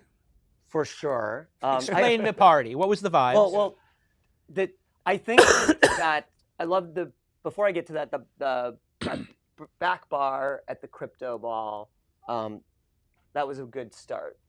I thought that was great. Yeah. Who did you meet there? Anybody notable? I Good honestly, conversation? A lot of tech friends. I reconnected, with a bunch of tech friends, with Peter Thiel. Yeah, you guys were in a long, about a half-hour discussion. I wanted to get in on that, but what were you talking about? What were you talking about? Well, I mean, broad strokes. Broad strokes. Well, honestly, I'm trying to broker peace when I can. Like and it's whenever I step in it, I know it was wrong, but I'm trying to broker peace. Like Between whom? Peter and Reed. Gawker? No, between Peter and Reed. Okay. They've been friends for life, and they had a deep falling out over all this, and it was a bad idea because I think I might have like really pissed Peter off. He looked really Uncomfortable? angry after that. I think that was not maybe the right lead in there. I think it's good work. You know, sometimes you have to, you know, my philosophy is sometimes you have to go through it to get to the destination. Yeah. Like, and you got to go through sometimes some uncomfortable, you know, storms, et cetera. You know, The hard thing, and it was great reconnecting with Travis. Yes. I love him. I ran into this guy, Rick Thompson, who oddly ran Playdom, who's like my arch competitor, and they literally burned me in effigy. Like they hated me and my company so much that they burned a Mark mannequin on stage. And so, but he was really nice and happy to see me now. He's like a And here's the rotunda, and I think I just saw Sachs talking to Vivek Yeah, on the wing. Can we hear audio or no? Yeah. So they're all filing in. They're filing in. I saw Mike Pence go in. He's going to. Oh, we can drop that. I Okay. saw Mike Nothing Pence. going on. I thought that was. Yeah, Mike Pence is going in to also face the guillotine. This is the ceremonial guillotine of the non-loyal to Trump individuals. But you saw Pence and Trump shook hands at the Oh, they did? Carter event. Yeah. He said on our pod, he was like, Mike Pence is a good man. It's just unfortunate they didn't have the heart to do what it took or what was necessary. Overthrow the government. Yeah, yeah, which is Wasn't a in it. wild thing to Wasn't say. in it. But yeah, he didn't seem to have any ill will toward him. Yeah, I mean, it was a wild day. You know, sometimes you've been at some Hollywood parties. I mean, It's out of control. It's a little out of control. It kind of. Yeah, Yeah, I like how Jay Cal's turned it around now. He's like, it was a little out of control a day. Oh, I'm being as facetious as possible with that one. I will never forgive Who Trump for that one. declared you cured of TDS yesterday? Who was I that? mean, if you, it's the Oh, it's lamest, Shimoff. He said you're it's cured the of TDS. lamest Yeah. insult, immature people can do, which is to tell you if you criticize somebody, if you criticize some of Trump's behavior, that you have TDS. Yeah. And it's brilliant. It's a brilliant way to do it Yeah. because they're putting on you the ownership of some of the crazy things Trump does. And I can tell you, we're going to be in for 4 years of chaotic moments. Don't take it all so seriously. Yeah. We'll get through it. And there'll be things that are confounding to people, like pardons. And today we had a bunch of pardons. We'll have a bunch of pardons, I'm sure, from Trump. You're not going to agree with most of them or Here some come of the them. Supreme Court justices. Okay, here come the Supreme Court justices. This is the ceremony where they come in and they get free flights to amazing vacation destinations. Anywhere pick they'd up your like. flight voucher here. Yes, they're each getting. You see there is the Falcon 900. Yeah. There is the G650. Oh. Each. If you're a new justice, you get a Hawker 800. Hawker 800. Yeah, Each justice downgrade. receiving their ceremonial private aviation. I mean, it's crazy. These guys are supposed to represent and be the highest authority. And this guy's going, I don't know which one it was, but I read the grift. He's on cases for this billionaire, and he's going on vacation with him. Clarence Thomas, right? Wow. I don't know if it was Yeah. Clarence Thomas. Yeah. I Yeah. mean, disgraziad.com. No, come on. It's Don't- so disgraceful. No, we're not going to get. That's a longer conversation. We should actually talk about this on a show, but it's a good. I mean, topic. just here's an idea.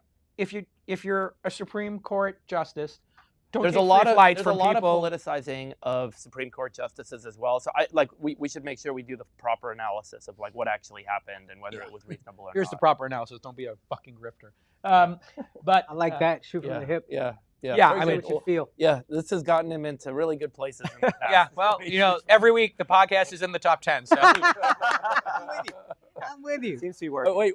So What will other, you say next? We keep going up. So other parties that you love. other parties. Peter Thiel's party Peter's party, yeah. was Peter had a party at his house, which was in the New York Times. So we there was, We can talk about that. It was and, described in the New York Times, and we all went, so we can talk and about our it. names even were though there. it's- Yeah. Oh. Now, Mark, was your name included in the New York Times? piece? no. I was And this happy. is crushing for you. No, I was happy because this probably isn't going to help, but I have some friends in San Francisco that I didn't lie, but I didn't advertise to them that I was coming to the inauguration. They know that I'm pro-Trump, but I think it just adds salt to the wound. So I'm happy when What? I'm not New York Times. yeah. I was mentioned as having gone to West Palm Beach because there's a reporter who sat outside the transition office, and that somehow even made They it monitored who friends. went in and out. Yeah. Well, I will. You went say to this. Mar-a-Lago. No, I didn't. Nothing that glamorous. I went to the transition office, Right. and helped interview Right. some people. Right. But I think didn't there's- get invited to Mar-a-Lago. There's a huge lesson here for Democrats, if they have any hope of reconstructing their party, which is you and I, very critical of Trump. Chamath, people are retweeting his old, tweets about Trump. He wasn't David Sachs's preferred candidate, was the way he said it last year when he was backing DeSantis. All is forgiven, and if you are a supporter now, and you can be part of the party even if you had differences, and even if you're not in the party and you're somebody like myself who just calls balls and strikes and, I'll call out the chief justices or I'll call out Pence or whoever, they still invite you to the party. And that's, I think, a very important message for the Democrats. Yes. This tent is so open Yeah, that somebody who gave millions of dollars to the Democrats, Sergey. yeah, I saw Sergey last night. Yeah, Sergey's here. They'll have Sergey here. Sergey, Trump was saying, oh my God, we have to break up Google, there's censorship or whatever, and now they're at the table. This is the problem with the Democrats. We were at an off-the-record dinner. Let me tell you what was said. I love that. And it didn't land? I love that. You were at an off-the-record dinner. I love that. Was I at the off the record dinner? Yes, we won't say who it was for, but we were at an off-the-record dinner. You making Oh us a yeah, hint? that's right. No, It it was was- an off the record dinner. It was We're for not a. supposed to talk about it. It was for a But technology this is company. what's fun. I know. It was for a technology company, and they had some podcasters there. I'll leave it at that. And it was a lot of right-wing people there because we're here at Trump's inauguration, and so I got to meet a lot of the right-wing people. This is literally an off the record dinner. Yeah, so I'm just Oh, giving, isn't that fun? yeah, but I'm not saying what it is. Like, But I had a conversation. I'm gonna get after, disinvited to shit because of my Okay. association. After we left the dinner at the bar afterwards, we had some conversations. Yep. So at the bar afterwards, it's always a good conversation. Yeah. And somebody was saying, This is not off the record.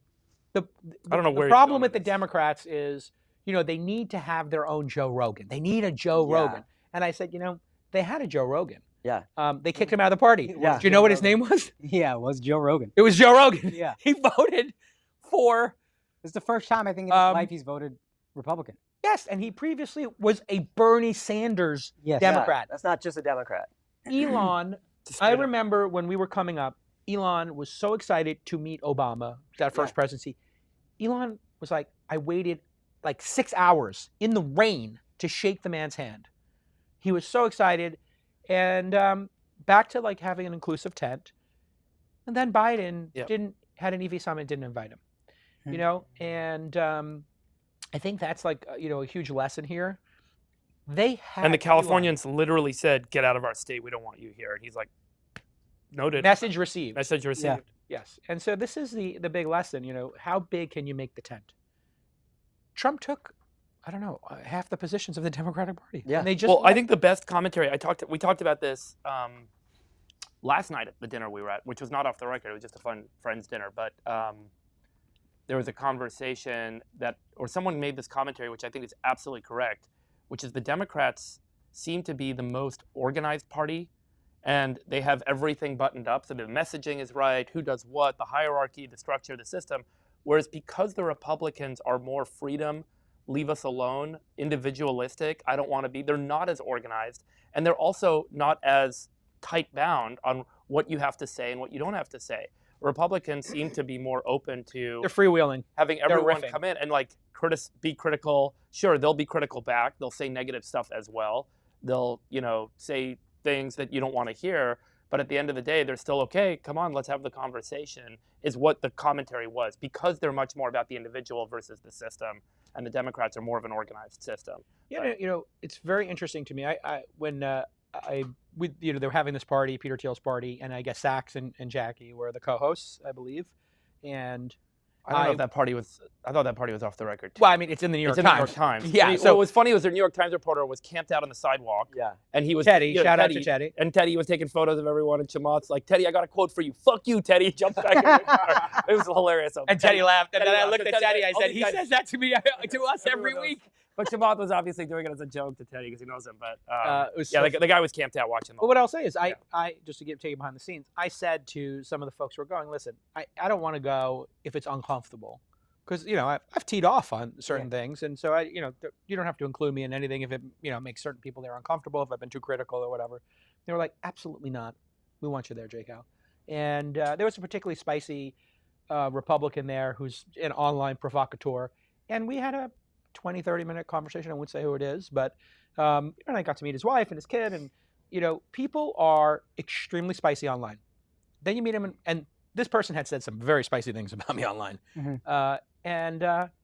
They'll never say it to your face. Yeah. Never. And then they were incredibly cordial in person. Yeah. And I think that's like another important lesson is. I mean, yeah, I would like to at least acknowledge what was said. But yeah, in general, like you were kind of saying, it feels like being a part of the Democratic Party is like being a part of like some old company that's been around for 100 years. You can't say anything. And then the Republicans right now seem like a fun startup where they got beer in the office and play ping pong whenever you want, take as much leave as like Patagonia or whatever. It's just like, hey, man. The Republicans are Patagonia. Yeah, they're Patagonia. They probably sleep under your desk. It doesn't matter. Yeah. Doesn't matter. Do what you got to do. Yeah. And I think that's a very welcoming, inviting, exciting thing right now. There was a great party. What's your political? I think I was 2020. I definitely did not want Trump to win. Yeah. 2024, I still didn't. I was okay with it, but I was like, I don't know. I just remember all the noise from the first time Trump was Yeah. president, and Yeah. I was like, I don't want that. But once he won, I was like, okay. And then I thought RFK, I think, can do a lot of great things with the food, like, taking out a lot of the chemicals and stuff like that. I think DOGE is awesome. So I am very bullish on what this could be. Yeah. But I don't typically like. How do you end up on your podcast, Trump? So I don't even we were talking back and forth for a while. Yeah. I think Donald Trump Jr. is a fan of Schultz, and then they were talking, and I think Alex Brucewitz, the same. He's the guy that like kind of was trying to work it out. But they wanted us to come to Mar-a-Lago first, and we were like, we don't want to do that. We want Trump in our studio. That would be the best. And then we couldn't get that to work. Where's so that, the New York? compromise was New York. So the compromise was Trump Tower in New York. Trump Tower. Yeah, which was. Did you awesome. build a studio or what? We built a studio that day. I mean, I wasn't a part of that, but everybody works in the pod. Behind Was it the as scenes. nice as this studio, sponsored by Hims? No, Bruh. no. And No, not as nice. Their Not call. as nice. Yeah, 70% as nice was hers. okay. How's your nighttime erection going? Have you? Honestly, solid, but I'll be honest, I had the flu, and for like 2 weeks, I just didn't get hard, and I was like losing my mind. I thought it was Got over. in your I'm head, 40. right? Yeah, I'm 40. I was You like, thought it's you were over. done. Yeah. You burnt out. Yeah, I got a couple this weekend though, so we're back, baby. It's kind of like that second or third scotch. Yeah. You're gonna need to get a Hims. Exactly. Exactly. Hims.com/all-in. So if Wait, you're- what is the address? If you're Hims.com going all in, all in. if you're going all in, Yeah. we recommend. Oh, Obama's showing up. Obama's showing up. Is now. there any audio, guys, or is it all just still shuffling That's in? fine. You're just hearing clapping.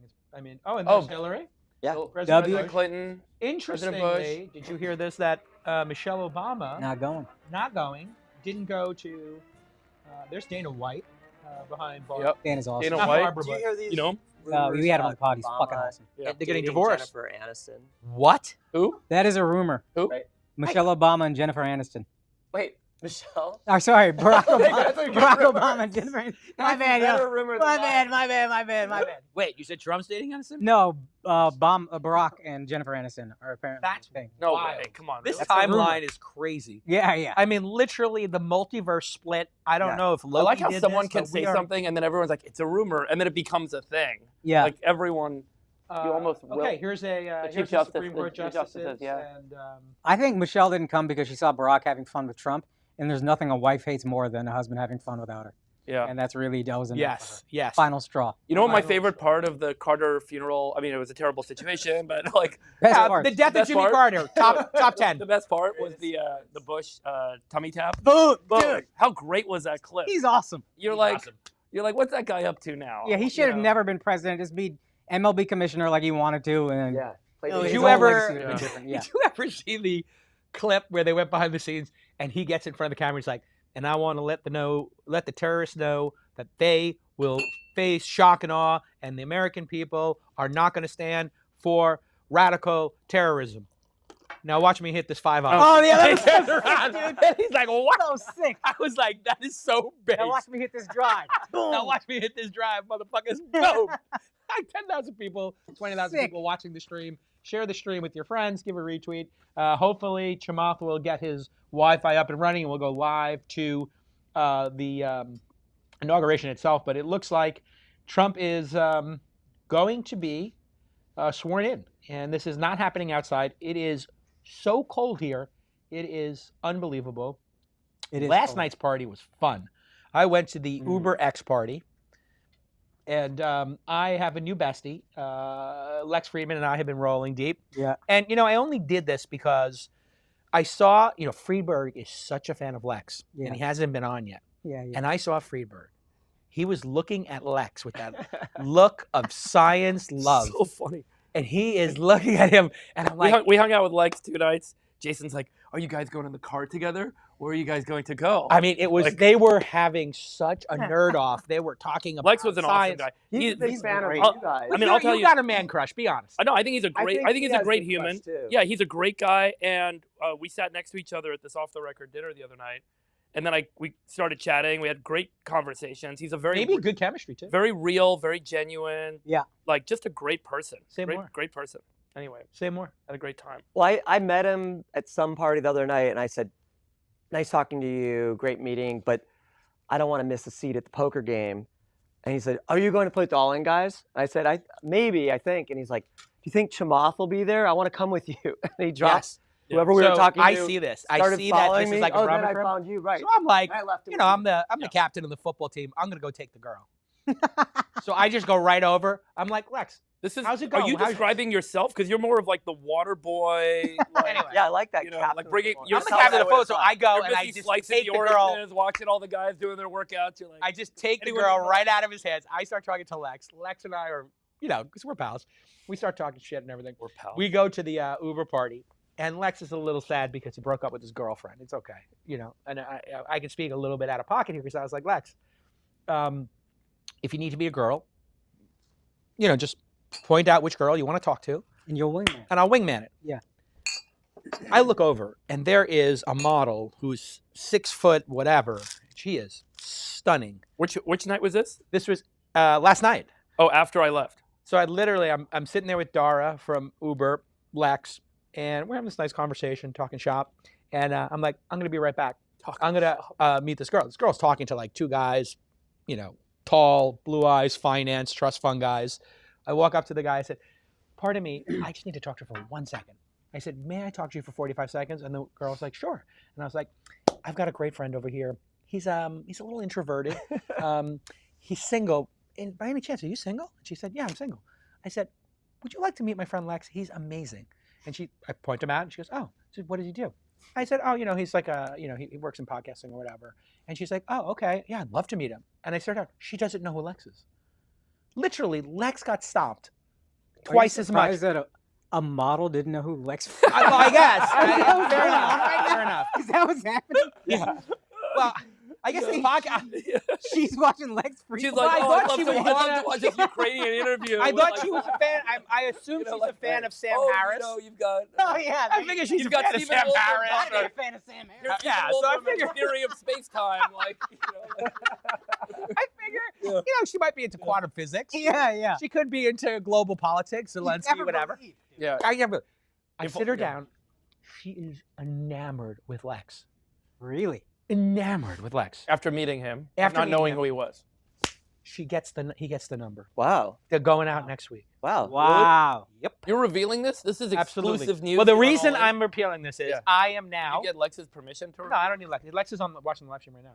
In fact, One of the 20. no, he did. He just texted me that he's doing Oh. a good job. So anyway, I am now curating. I am the gatekeeper for Lex. We're gonna. I get think Lex a couple of matchmaking days. could be a very good business for you, JK. I'm going to matchmake. So if Celebrity If you're- matchmaking. I think celebrity podcast matchmaking. Probably not easy. This could be a good A lot of series them on are YouTube. Raya. Honestly, yeah. Ryan? This could be big. Yeah. So if You you're were single for a while, weren't you? if you're You were doing Raya? elegant, classy, I wasn't just on Raya. smart, I invested in the company. Yeah. I cold mailed them, and I info at Raya app and said, I use your app every day. I want to invest. And this guy, Jared from Facebook, was CEO, and he's like, Pincus, you idiot. I told you that I was coming check your over here." email. And then I invested, and their VCs had given up on them. And so I invested. How's it going over there? They're crushing it. They are, huh? They're Have they gone? Because like the thing with all dating apps is they always start with like a niche, and then after they get the niche going, it kind of if it's gonna burn out, they have to go wide. Yeah, I got some As they friends go on wide, Raya that It's like no any it's like business it's on like Raya. any nightclub, right? Yeah. Like the nightclub starts exclusive, and then once it But- goes mainstream, people Exactly. stop But going. here's the thing. My Here's my the insight. feature act, my opener on the road is on Raya. Nobody knows who the fuck this guy is. Right. What's he doing on Raya? Right. But I'll say this. My take is dating apps are a 1 out of 10 experience, and Raya is a 3 out of 10. So I say it sucks 3 times less. And it's because there's a human curation level. So there's like and you have to have a real identity. It's connected to your Instagram, assuming they vet it. So it's at least checked by somebody or other. Yeah. And you can see by the way, I'm not trying to shill them. They don't even want me talking about it. They're doing that well. Totally. Yeah. So. Speaking of companies we're going to shill, may I once again recommend the folks that paid for our set, Hims. Go to hims.com. A lot of guys on Raya probably. Slash use all Hims. in. Yep. Goes I think together. so. They Him probably selling should do some GLP work. co-marketing. They should do a collab. They really should. Abra. Abra, yeah. Get your crypto. Crypto's back. Get your Melania coin. Get your Your Trump Melania coin. I got Coin, fish whatever out of a you lot of Bitcoin. I wish. I Abra Crypto Wealth and Treasury Management. Abra.com/Abra-private. Also, Use the code all make in. sure You get 3 months for free and AirCall. Join 20,000 businesses using AirCall's AI-powered customer communications platform. And unlike voice, SMS, WhatsApp, and social, unify into one reliable solution. Start today with 3 months free. AirCall.io/all-in. I never in my life thought I would ever do an ad read. I feel like I'm on NPR. Never in my life. No, would I do usually that. I It's do like this. NPR. But none of with us, no ads, none of us except wanted for to this. pay for the set that we did this at and that we did yesterday, or the party we had.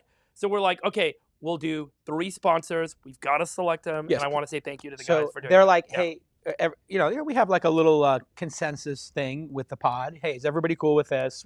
A little vote. There's 4 of us, so 3 or 4, we go with Zach it. was originally going to pay for our party, by the way, and then he said, well, why don't we all split it? And that's when we said, okay, let's split it. You know, Yeah. like- So then all of a let's just sudden, get a Freeberg was on the hook for 25 dimes. And Freeberg's like, I was like, You everyone know get that ad? So, Let's but bring that by the way, ad back. the good thing is that the party went from was originally going to be like 50 people in a room at the there's Ned 250. to suddenly 250 taking over the whole friggin' place. And we're like, I don't know, maybe we should get a sponsor. So Yeah. again, thank you, Once Sonny Freeberg was Matra. on the hook for 25 dimes No, it was for more a than part. that. It was a lot more than that. I was like, we're selling a sponsorship. Well, I was like, I think it was like well over 100K. And so Yeah. he's like, well, I'm personally on for 25 dimes. I'm reconsidering. Yeah, No like, ad. I Position on find a advertising. sponsor. So this guy's selling a sponsorship I for love 48 it. hours. I mean, like, it's great. They're great companies, and we know them all. Right. We're investors in them. We're all investors in Grok. Yeah. And we were at dinner with Sonny, and Sonny's like, I'll pay for the thing. It's great. And we're like, thank you, Sonny. We love you. So Sonny at Grok. By the way, this is a better way to do the ads because it's tougher to skip. On podcasts, I can go plus 30 seconds, plus 30 seconds. Yeah, plus no, we're 30 dropping them randomly, and we're making jokes. Oh, You sorry. got a lot of sponsorships. Oh, sorry, too. sorry, You just- sorry. Everybody watches all the ads, dude. And just shout out to our friends at the Flagrant Podcast. Go ahead and Sir. subscribe to Flagrant Podcast. They've got twice as many subs as us because, candidly, they're funny. And check out Akash's so much Models juice watch that our you guys- podcast. Gaslit. You guys can Yes. negotiate Gaslit. with Trump Gaslit. over His new location. Like, Oh, wait, no, hour-long special. Gaslit, hour-long special. Yes, sir. That's on where? It's on Oh, YouTube. look at that. Awesome. Hat. Yeah. I saw. Wait, so Actually, that's nice the hat. one. It's got like 4 million views. Yeah, 4.5 yeah, million 4.5, views. yeah. And there's Barron Fine. Trump. There's Elon. Oh, Can we hear the audio or right no? at the camera. And there's Elon Barron. Do you guys think Barron is the character from Dune? The so what do they call him? What's the term? Jake, Al, you'd know this. I thought you were going to go with Omen. In Dune, what do they call him? Like the guy that sees the future? Yeah, I'm not sure. Oh, So- Joe Biden.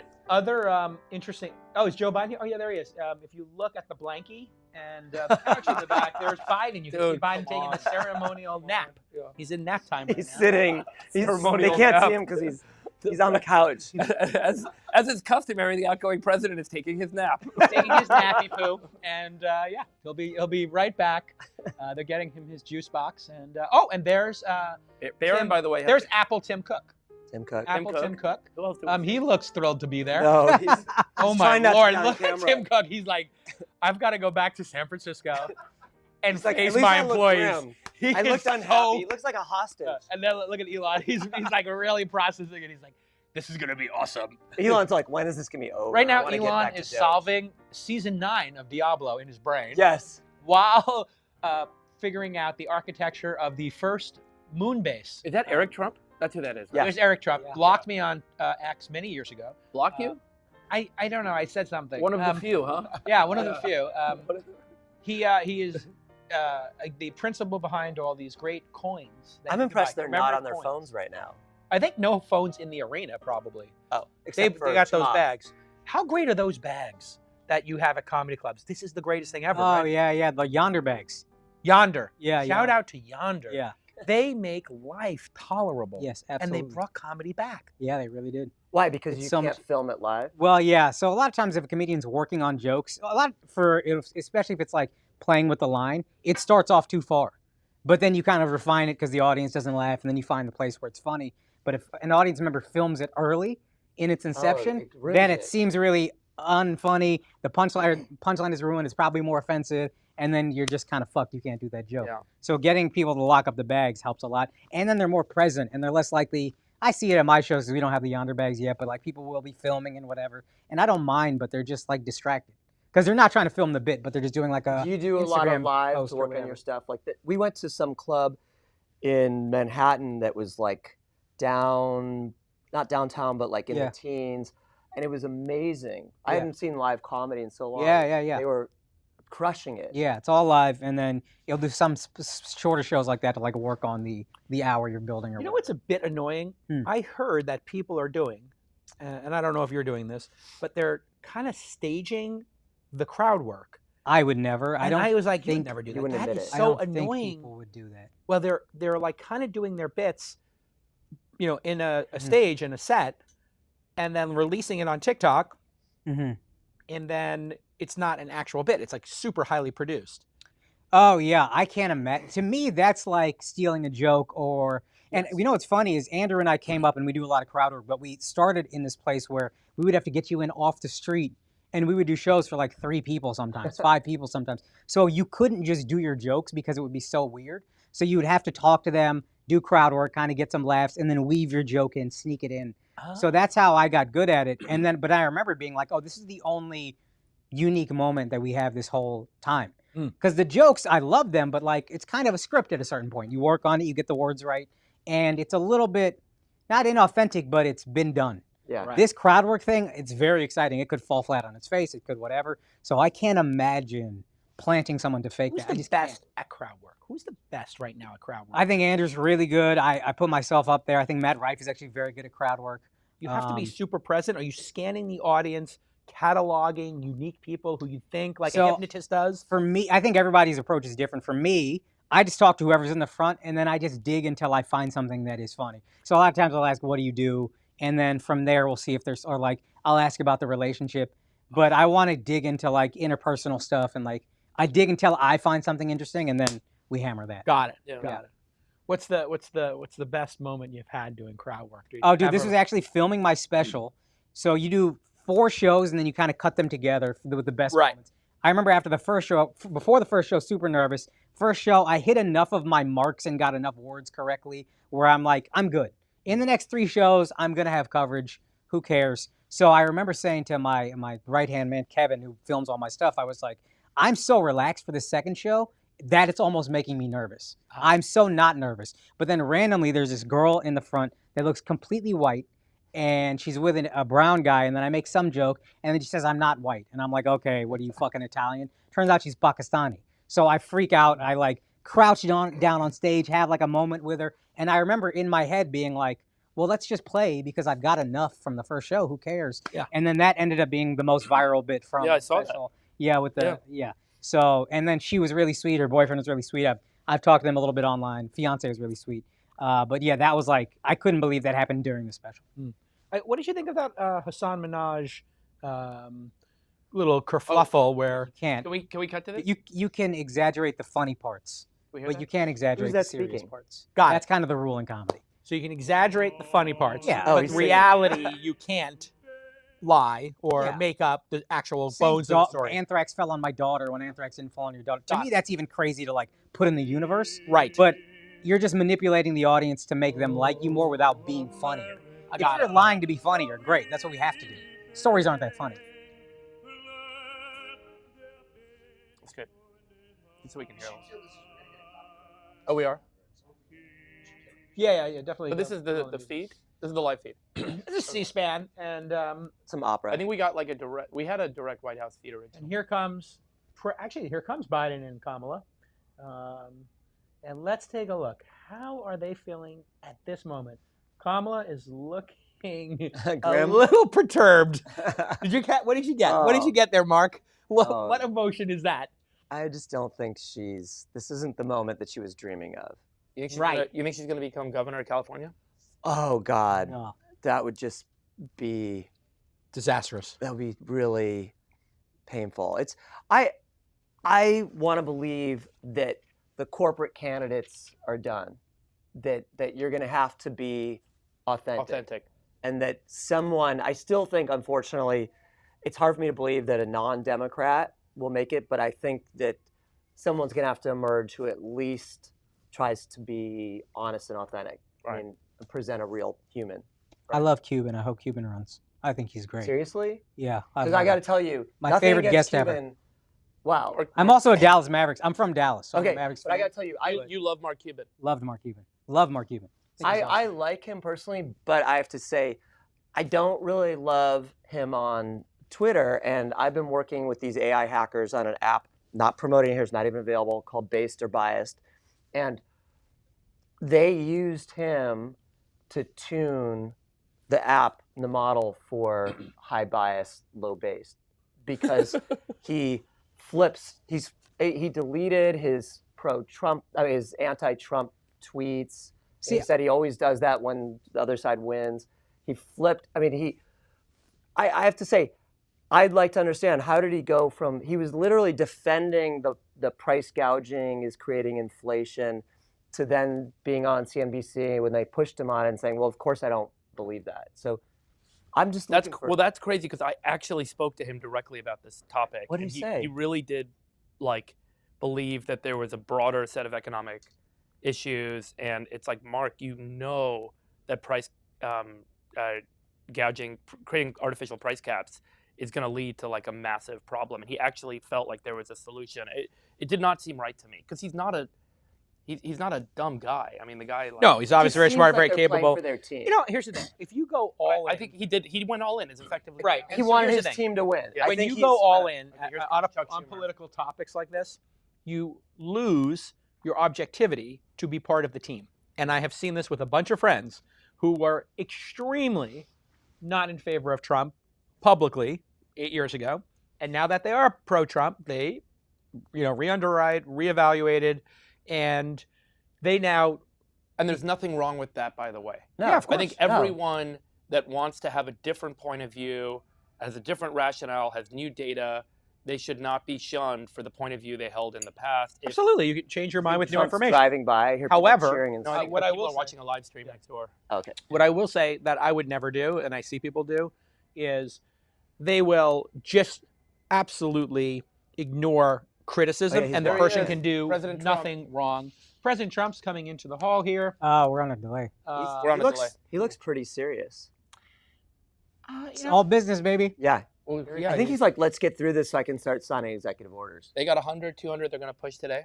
That's the Wow. rumor. I heard 50, 100. Now I'm He hearing said at the 100. rally yesterday. Up to 200. Wow. Up to Executive 200. orders. Some Lots- of them Lots are, of which are being detailed and have been leaked early, Yeah. including one on there are two genders, men and women. Did you see that one? Yeah, that one seems Yeah. ridiculous, but okay. That's an executive order. It's there's a lot of performative and Does he have an executive order on gravity and the existence Yeah. of gravity? Yes. That seems completely Yeah, performative. yeah. There are two genders. Agree or disagree? It's just like, what is an executive order going to do? I mean, some of the stuff is to pander to your base, Yeah. or reward your base, right? Yeah. Which how is tall a is lot of Barron it. Trump? I mean, he looks like he's 6'6". Elon's tall. 6'5"? Yeah, Barron's 2 inches 6'5"? taller than Elon. Elon's probably 6'9". 6'9". My girls know Barron's height. Barron Trump is 6'9". They're big Wait, Barron is fans. he like cute? Is that the thing? We're talking to They're Mark blushing. Pincus's daughters. Pincus's daughters. How old are you guys? Okay, 14-year-old daughters declaring that Barron Trump is cute, Yeah. right? Breaking news. Yeah. I tell you what I don't miss about being single. Being tall is all you need. And I'm 5'7". I'm with you. Being tall is all that it takes. Right. Really, nothing else matters. Nothing I else. agree. I mean, it's so I'm crazy. 5'6". Oh, yeah. 5'8.5" on a good day. Yeah. He is tall, and he does have a trust fund. Don't know if he's got blue eyes. He could also be whispering from the future. We don't know, JCal. Like, much of this could be predestined, and he could be driving the future with the whispers that he provides. So Okay, here's the over-under. Let's get a bet. Now, is he going to address the crowd? He gives a bit of a speech. Trump? Yeah. yeah. Well, apparently after the swearing-in ceremony, I don't know if it's right away, but that's when he gives his Opening statement, as it were. yeah, which apparently is like it's supposed to be like the same quality of a State of the Union. Like there's a Okay, so but can you guys find out? Does he do it right afterwards or? so let's get some wagering here. What is the over-under? Do we know how many minutes Biden did last year? You know what we should have done was We an could have done a over-under. poly-market. We could have done poly market. They need on a how many, real-time publishing. Yes, of we bets. should have done a poly market on how many executive. How many, we should have done. Shane's Nah, here. we won't be able to. They're starting, but We just should see if you no, can we look up on. should have done a poly market on how Grok many or- executive orders were going to get published today. Yeah. That would be a because killer it did one. keep growing. It was like, oh, there's going to be 20, 50, 100. Now there's 200. Well, Oh, you this should is do a poly market on whether DOGE completes by July 4th next year. Well, we have one, which is will the deficit? That's different though. Different. Because that's going to be a Yeah. function of tax. But I think that's an cuts. easy one, and as much Can as we get the I'm audio up, guys? Yeah, so we see a bunch of people clapping. These are, I guess, donors. These look like donors to me. Why? My lord, What people makes them look like watching. donors? Also, by the way, Don't know who they are? Well, they're here's dressed badly. another Dressed badly. here's another piece of inside information. Mark, you can talk about this as well. But like a lot of people donated a lot of money, come out to the inauguration, had special VIP tickets. There was a whole setting with all the seats and where they were supposed to be. And then when they moved it all indoors, a lot of people lost their seats and they lost their special treatment for their 7-figure donations. Is that right? So there's a lot of like, a lot of scrambling this weekend on like, where am I going to sit? Am I going to be able to go? How am I going to go? And obviously Chamath ended up going. A couple of our other friends are in there, but there are a lot of folks that had, very special tickets. Oh, by the way, I want to give a shout out. My 5-week-old baby, Lucia, is watching our podcast. She's one of the 20,000. Aww. That's awesome. Vice President-elect of the United States, the Honorable J.D. Vance. Here's JD. Oh, here's JD.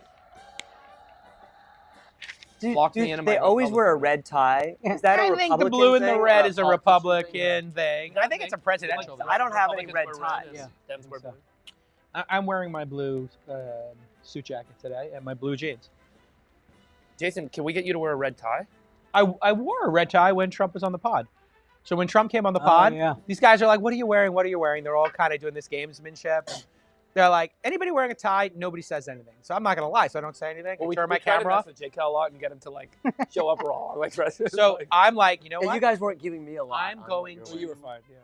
Turn my camera off, and the second Trump comes on, I'm going to put the fucking tie on, and then turn it on, and then give these guys shit. And they're like, oh, you're wearing a tie. I'm like, well, Mr. President Trump is here. What person in their right mind would not wear a tie if the President of the United States took the time to go to the pod? These three guys are like, oh, God, bastard.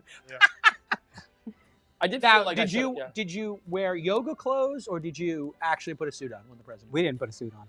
No, it was like a discussion beforehand. It was like, Just we're not doing that. not changing. We're dressing as us. You're sticking to your guns. We want to be as much us as possible and have him be as much him as possible. Got it. That's our goal with every guest. And he wants to wear a suit.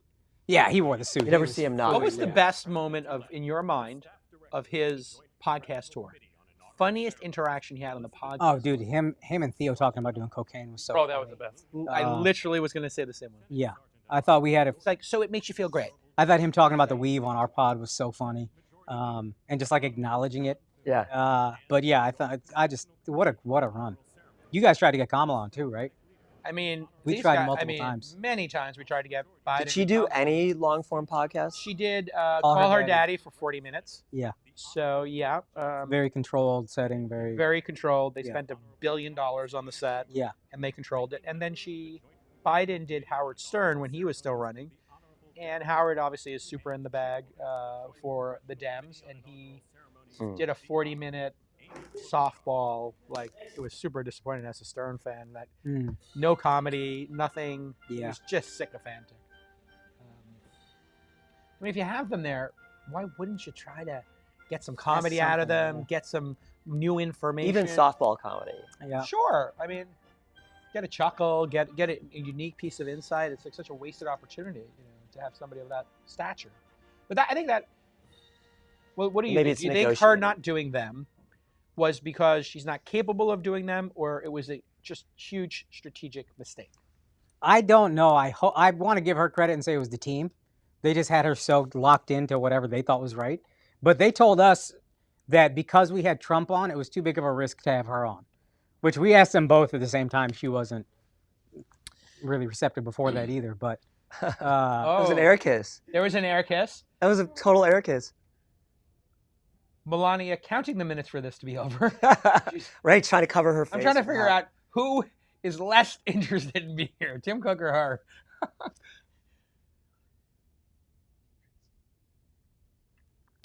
I think he's going to kiss that guy. I don't know who that is. That's got to be a mega donor. This is where AI would be super helpful in facial recognition. Yeah. Or to say what they're saying, to read their lips. Oh, real-time lip reading. Yeah. My favorite is when they took the Obama conversation with him and they just went to town with great voiceovers on it.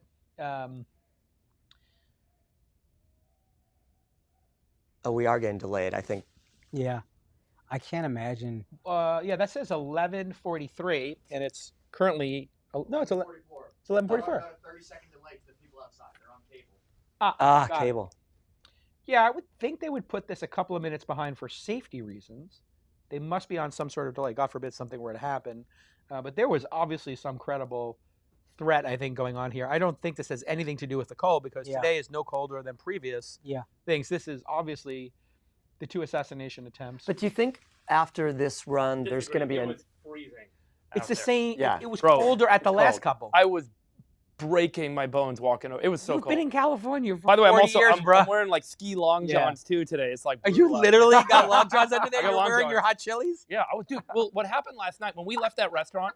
We walk Show out. us your hot chilies. So Come on. we went to dinner right by the Capital Trap One trap. Arena where they had the rally last night, and we didn't know that there was this rally. So basically, all the streets they put up these fences and these barricades. You cannot move if they put this You're stuff penned up. in So we walk out and there's no cars, and we had a driver, but the guy was like far, far away. a mile Okay. away.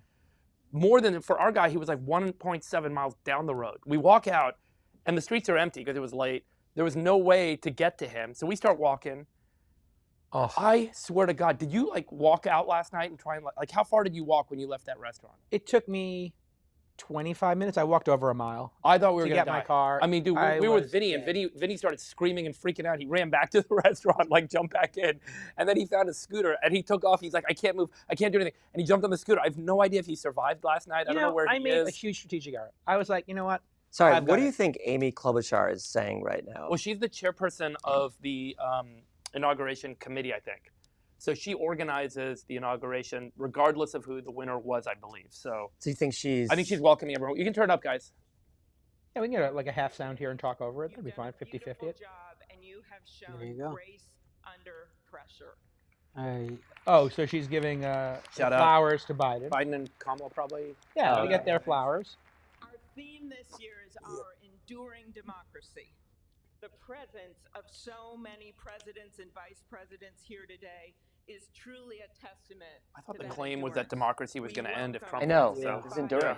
I think that's like This- a little bit of a shot. We welcome Yeah. Vice President Harris and Doug Emhoff, President Obama, President Clinton. I mean, and this is a Secretary testament to Clinton, democracy that President despite Bush and Laura Bush, all of Vice mainstream President media, Pence, Vice not President wanting Quayle and this Marilyn Quayle. candidate and being The outspent, justices this of the candidate United won. States It is Supreme also Court amazing are that with despite us, all the negatives all 9 of being them hurled at each counted. party by the And other of group, course, the Trump in the United advance States, they all come back together. They get Yeah. together in the This Capitol building, they ceremony transfer power, marks what will and soon the country be moves on, and the 250 next years administration of our begins. democracy. It's a pretty It is powerful the and amazing. moment That's why I actually when thought the clip leaders of Trump and elevated by the Obama will of the laughing, people Totally. and I thought it was such a powerful It's like clip. reconciliation. Yeah, moment, yeah. Right? Like, yeah, totally. Well, I think it's also great for the world to see that we're united. And they could see this democracy where they thought, oh my God, America's fracturing, it's over, civil war. And then they get together, they do the belly tap. But don't they- you wonder if yeah. this is like fighters that are trying to promote the fight and they look like they hate each other and then they Yeah. actually Totally. like Probably. each other? That's the thing about it. They're all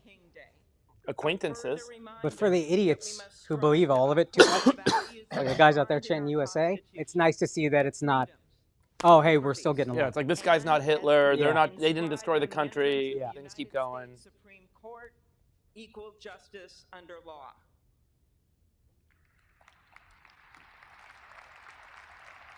This is ridiculous. They didn't do it outside. I want to see these people freezing. I froze many times this trip, and I made a huge strategic error. They're like, especially last And year. they're allowed to go through the barricades. We weren't even allowed to go through. yeah, and Freeberg and John are like, we've got you security, we've got you a driver, the whole thing, first class, whatever.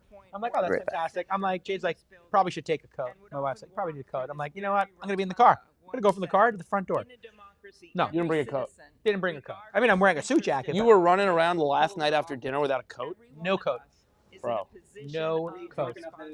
I don't drink, so I was feeling the absolute pain of it. Yeah, yeah, I was messed up. It was rough. As President Lincoln once reminded us, but to view others with a generosity of spirit despite our differences. With that responsibility of leadership comes an obligation to stand our ground when we must and find common ground when we can. Yeah. With everything Well, this is swirling gonna be. around I think this us, is the hot fairly mess of predictable, division, right? Like. Yeah. Yeah, I mean, it's very scripted, very obvious. The really great moment is how does Trump start this? Like, Oh, yeah. what's your prediction here? Is he going to come out and just start dunking on people? Is he going to just I don't think be so. magnanimous? I mean, He didn't even do that in 2016. Remember his first address was like trying to stabilize everything. Yeah. We're going to fix the infrastructure.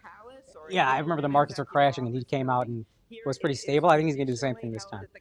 I mean, this is, I think, this will be the real test is starting today and tomorrow, what do these executive orders say? What's the actual agenda? How much of what he said on the election trail was cap, and how much was strategy? How much was to get voter turnout and to enrage people and to get them to the voting booth, and how much of it is actually real? We'll see if... So Joe Biden, I guess, on his way out, pardoned his family. James Biden, Sarah Jones Biden, Valerie Biden Owens, John T. Owens, Francis Biden, on his way out the door for any crimes they may have committed now or I guess maybe in the future. I don't know how this is defined. I just feel like this pardoning thing is needs to kind of be revoked to the power of pardon. The whole idea was like you can protect your from political persecution. I actually do think that would be the case. But if the courts work, like there shouldn't be this concept. Oh, that's of true. political That's true. Right? Like that's a good point. And then we're just throwing out thousands of pardons. Like yeah. It almost feels like you're taking away the power, of the judicial branch of government. Like you're just saying like. Yeah, that's a good point. All right, 30,000 people watching us across both platforms, X and YouTube. And yes, the Biden preemptive pardons, Fauci, that's incredibly disappointing. What's your take on the Fauci situation? You think? I'm not nearly well educated enough. Obviously, most of the people in the podcast world that I'm a part of were very anti-vax, very whatever. Yeah. I do think the mandates went too far, but I don't even know. You're going to have to break down to me what could he be prosecuted for. Right. Well, I do think it was probably a created virus, but I don't know if that was him or someone else. Well, I think, yeah. China.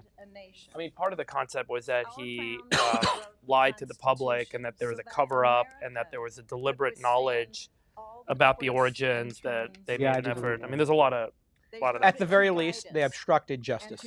They literally could have very easily... Oh, thank you, sir. Mark, thank you for getting me a tea. Anybody need a tea with honey or coffee? Good. I would love a water if possible. We have a Thank you so much. Thank you so much, Laura. Who's this? Deb Fisher from the great state of Nebraska. She's absolutely thrilled to be here. Nebraska is negative 10 degrees right now. Yeah. She's like, oh my God, we get to go south and have this incredible warm climate.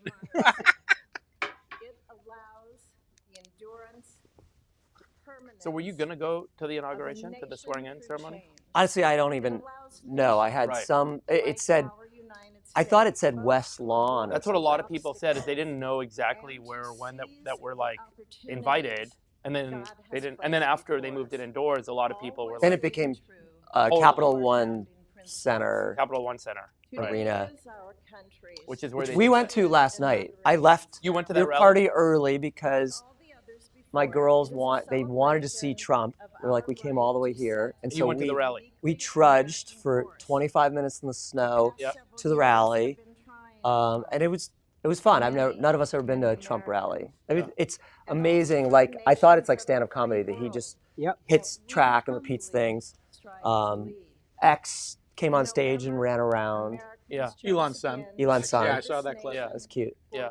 Have you been to a Trump rally? No, I have not. Have you? Nope.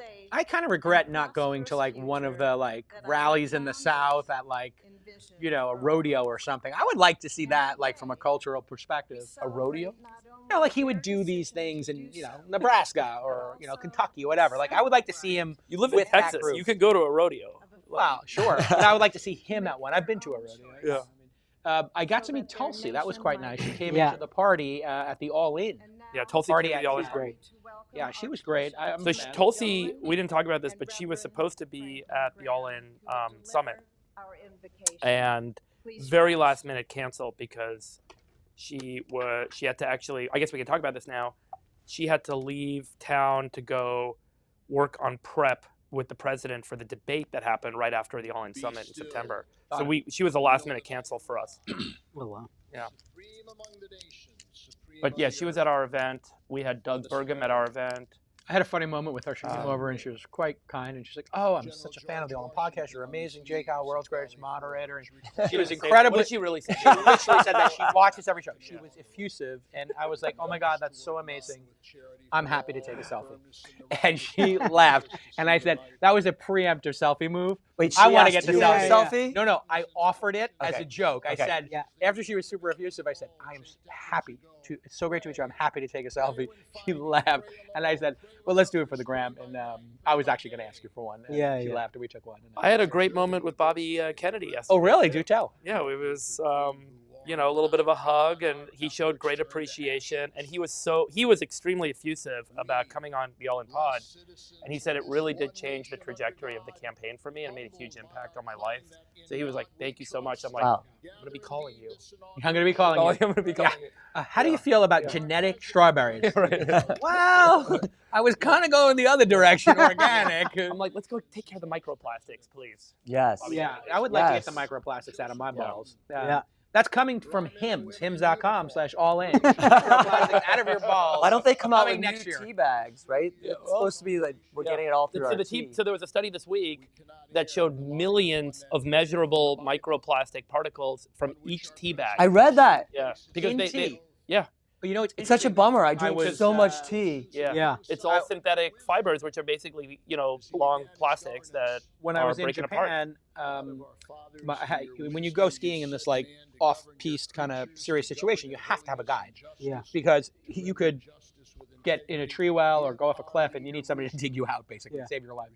And so my guy Nobuyoshi, we were talking about tea, and he was lamenting the issue around matcha tea in Japan.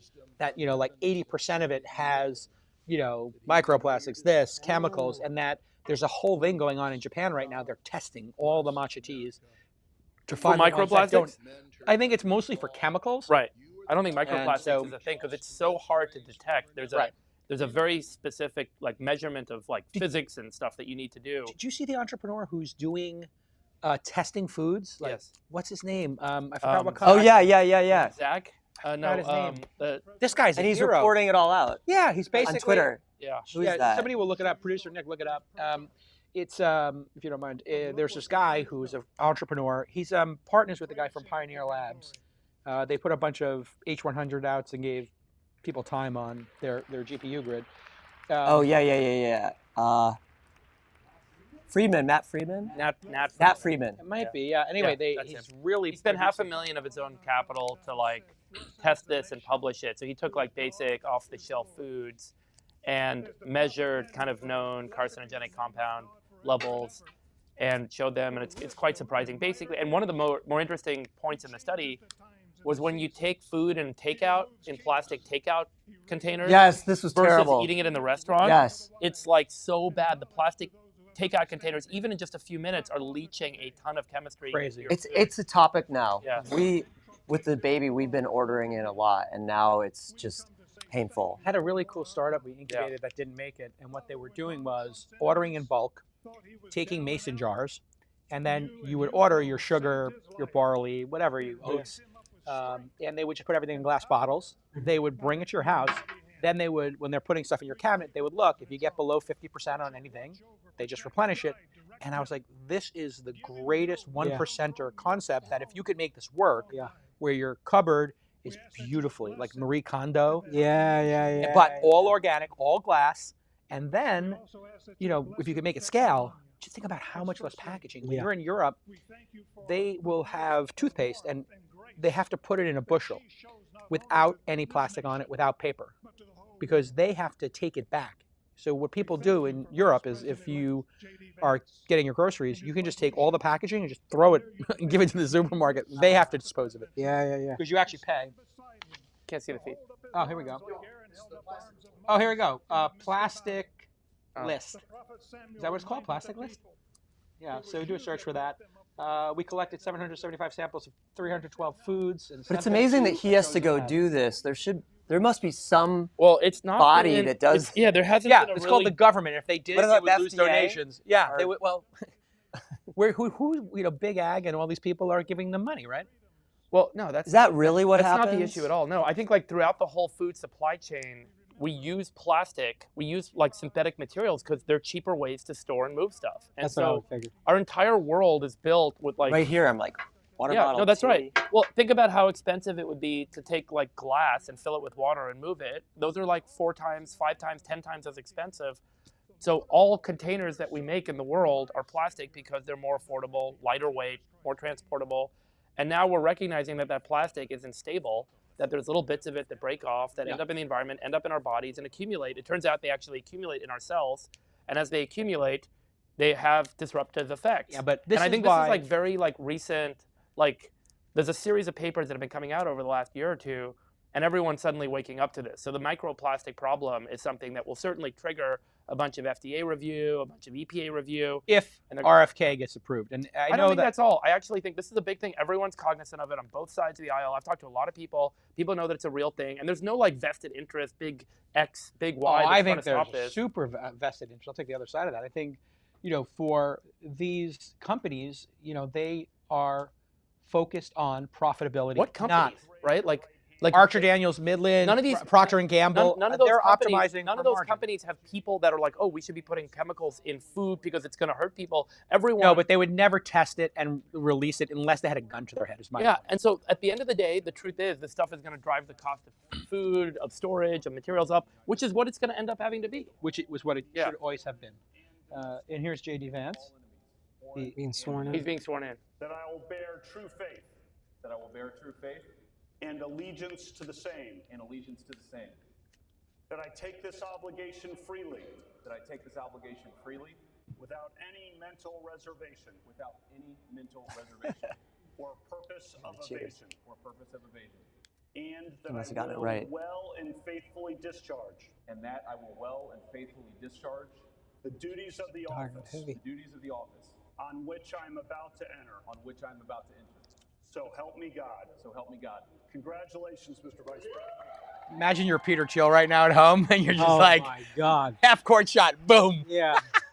What a deep out of the money bet he made on Amazing. on JD Vance. I mean, and the fact that Trump picked JD Vance, that was incredibly unpopular. Yeah. Yeah. Incredibly unpopular. I didn't love it. I don't love it. Well, and it was at the time, He's he saying was something. polling as Good job. unbelievably unlikable. Yeah. Yeah. And then the Democrats were like, how can we make this guy more likable? And then they found Tim Walz. Yeah. They're like, let's find somebody who makes JD more palatable to America. It's absolutely amazing that Sundar is right behind the president.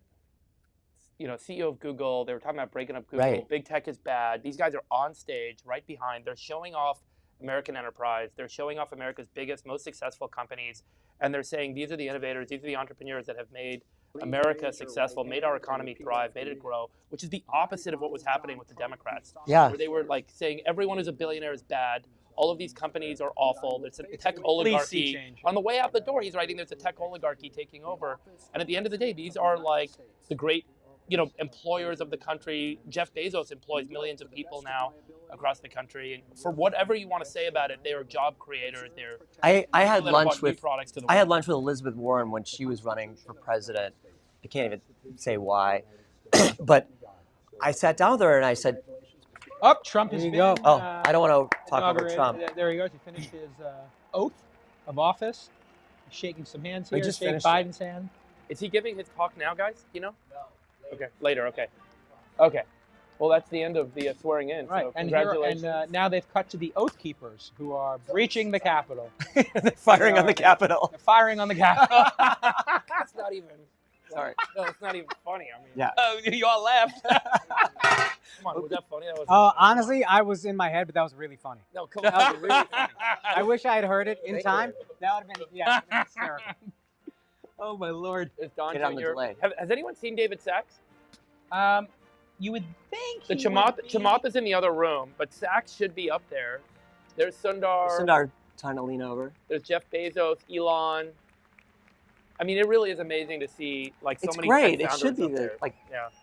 Yeah, I mean this. it's I was amazing we talking, lead the world in this, and it's like, Why would Why tech would we- be shunned like you know, or people- success. I people- mean, yeah, let's success. call it what it is. You know, these are all not to mention self-made. the fact that like Google.com has had a pretty decent impact on the world. Everyone can access the internet and search for stuff, and The number of Amazon, jobs. Amazon made it possible for everyone to order stuff that gets delivered to your house. Be grateful. in a day. Like, Be grateful. I know. 2-day delivery. It's Come cool. on. It's just, like the innovation in this country and what like free enterprise has enabled is incredible, and it should be celebrated. And do you think the inflation versus cronyism versus kleptocracy is like Yes. other Do you think other that- systems of governing and like economic like models that are just I think. But do you think that the inflation somehow got in the psyche of voters that they realized like this zero-sum approach isn't going to work? We need some, not that they thought about it like in this economic terms, but that we actually need growth. We need industry to go I somewhere. don't know if people get I it. don't- think yeah, people, I don't- people I are don't much more think like, people dude, things are expensive. I can't get a better job. I can't make more money. This is rough. If inflation hadn't been as bad as it was, Like- they probably would have won if they had a primary. I believe that. You know how expensive eggs are now? It's And they did a better job getting the base out and getting moderates. You know, not taking anything away from Trump's victory, but they literally put a terrible candidate and didn't have an open process. That's an Yep. important lesson for them. Yep. Like Americans can kind of like the idea of democracy and choice. Yep. Right. And they love capitalism. This idea that they don't love capitalism. Yeah. Somebody had a bit. I think it was Chappelle or whoever, and they're like, you know, the Democrats were going to black people, to Hispanic people, and tell them that these billionaires are bad people, and they're like, wait a second, Like, we want to wanna learn be how to that- be. I wanna be that that's my guy. goal. I want to be a billionaire. I want to be a mogul. Yeah. And they just misread the room. Like people are not interested Yes, in talking for about years. issues that impact 1% of people, like DEI or trans rights. Like, I'm not saying any of that stuff is not important, but it's not as important as like people having jobs, people being able to be safe in their cities. I do think we don't love billionaires, and there's an idea that it's not fair. And once they get the I mean, to use a poker analogy, once you got the big stack, you can bully everyone at the table. Mm-hmm. And I don't think people love that, but I think to what you were saying earlier, we just felt, as the poor person in the room, we just felt everything else is too. I don't give a fuck about that as much as I care about things being affordable for me.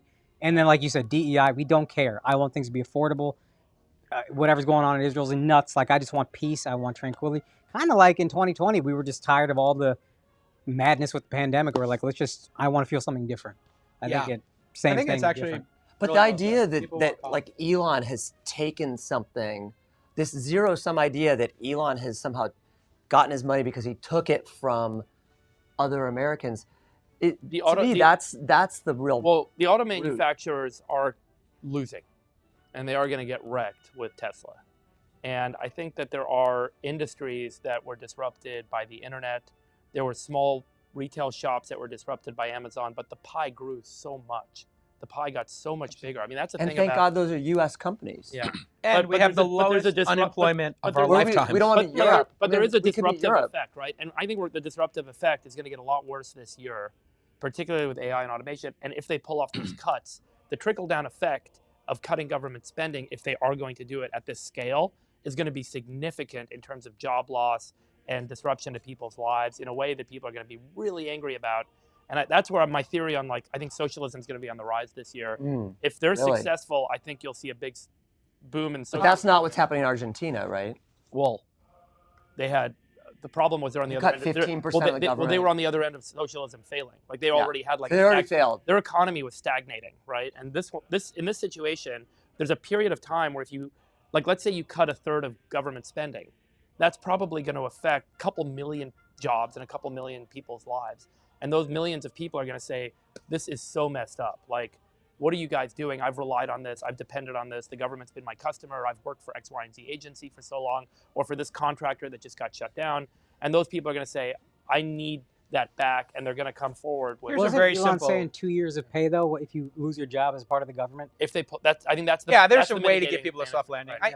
What I would do, And AI, by the way, is going to be similarly affected. Like, if I was involved in this, I would come out with a very simple statement. We're going to do a 5% budget cut each year for 4 years, and see how it goes.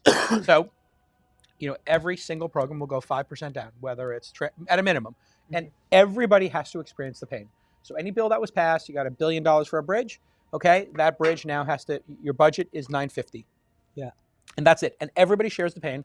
And, you compound 5%, it's, that winds up being, what, 24, 25%. So you could actually do something very significant slowly and thoughtfully. And then you could look at the results. Hey, we cut 5% of this. We actually should cut. Jason, We should be investing 5% more. You can't have a president that sets a 4-year budget. That's just not how it works, right? There's an annual budgeting cycle. Yeah, but The they do president has have the control over executive some of the agencies and the staffing in those agencies and the salaries. You mentioned before unions. There's a lot to work. They can through. renegotiate with some of them. Yeah. And so, it's would be stating a philosophy and a goal. It wouldn't necessarily be perfect, but I think that's what we're going to see. Well, I think we're going to let's see where they end up with. Yeah. Because there's, Okay, a here lot we to go. diagnose. To introduce to you the 45th and the 47th President of the Here we go. United States of America, Donald J. Trump. I'd like to start by thanking myself. Can you guys Okay? turn it up a little? How great is this? We're going to win so much. That's pretty good, actually. Yeah, we don't even need Trump. Go ahead, Jason. I wonder how many minutes before he thanks Elon, Barron, Melania. What's the Trump order? rally, it was I think he's fast. going to, let's see. It was early in the program. Does he thank his wife Is first? he going to repeat what he said last night? I think so. I don't know if he'll do it right now, but I think that's Here we go. like in 12:09 p.m. Eastern Time at the Thank you Capitol. very much, everybody. Well, thank you very, very much.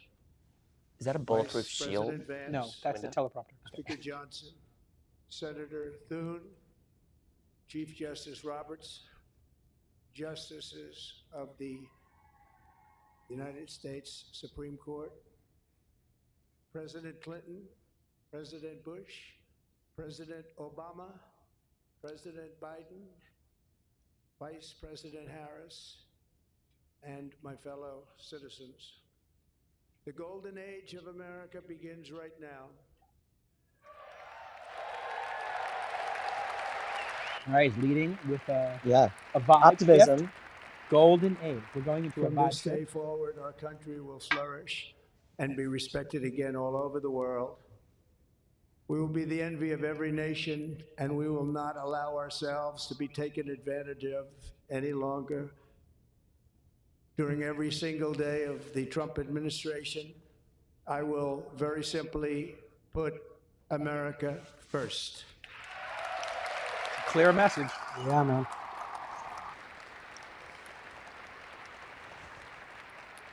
Our sovereignty will be reclaimed. Our safety will be restored. The scales of justice will be rebalanced. The vicious, violent, and unfair weaponization of the Justice Department and our government will end. He's saying we're going to end lawfare. Yeah. Not, I'm going to be all in on it. Kash Patel's a pretty spicy choice. Yeah. Our top priority will be to create a nation that is proud, prosperous, and free.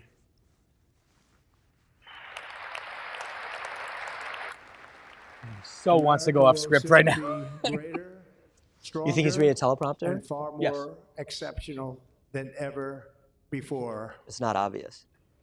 When you see him looking left, then right, there's one on the left, there's one on the I right. So the return to technique is to look at presidency one then the other. You see them right there. confident and optimistic A little, that we are looks like at the a start sandwich of board or a thrilling new clipboard. era of national success. A tide of change is sweeping the country. Sunlight is pouring over the entire world. And America has the chance to seize this opportunity like never before. But first, we must be honest about the challenges we face. While they are plentiful, they will be annihilated by this great momentum that the world is now witnessing in the United States of America. Still on script. As we gather today, our government confronts a crisis of trust.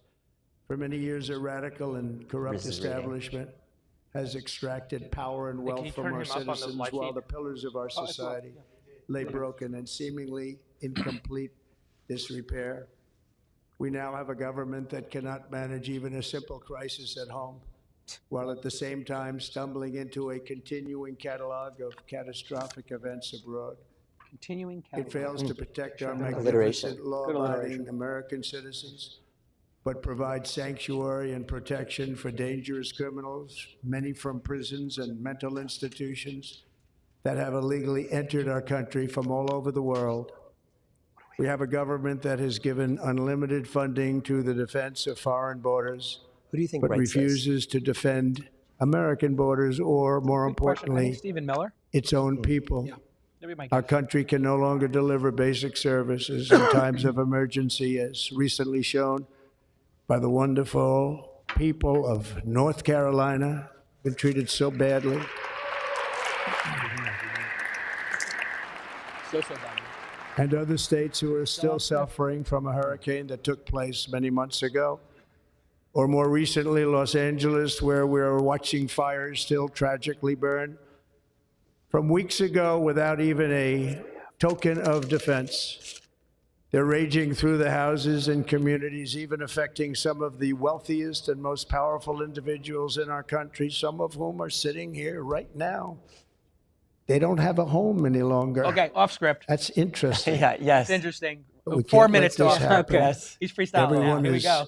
unable to do anything about it. That's going to change. You can tell his voice We have a changed. public health system that does not deliver in times of disaster, yet more money is spent on it than any country anywhere in the world.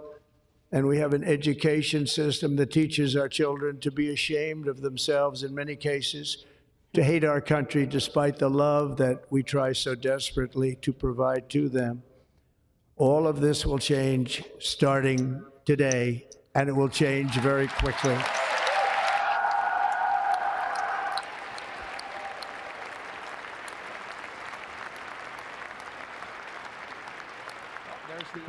My recent election is a mandate to completely and totally reverse a horrible betrayal and all of these many betrayals that have taken place, and to give the people back their faith, their wealth, their democracy, and indeed their freedom. From this moment on, America's decline is over. 5 minutes in. Let's go off script. I'm a little off script. Gotta wonder what's going through Biden and Kamala's Our head right now. liberties and our This is nation's brutal to glorious die inside. destiny I mean, they're just will no longer be hard to sit through denied, it. and mean, we it's will immediately brutalizing them. restore the integrity, competency, and loyalty of America's government. Over the past 8 years, I have been tested and challenged more than any president in our 250-year history, and I've learned a lot along the way. so much. The journey to reclaim our republic has not been an easy one, that I can tell you. Not very easy. Those who wish to stop our cause have tried to take my freedom and indeed to take my life. Just a few months ago in a beautiful Pennsylvania field, an assassin's bullet ripped through my ear. But I felt then, and believe even more so now, that my life was saved for a reason. I was saved by God to make America great again.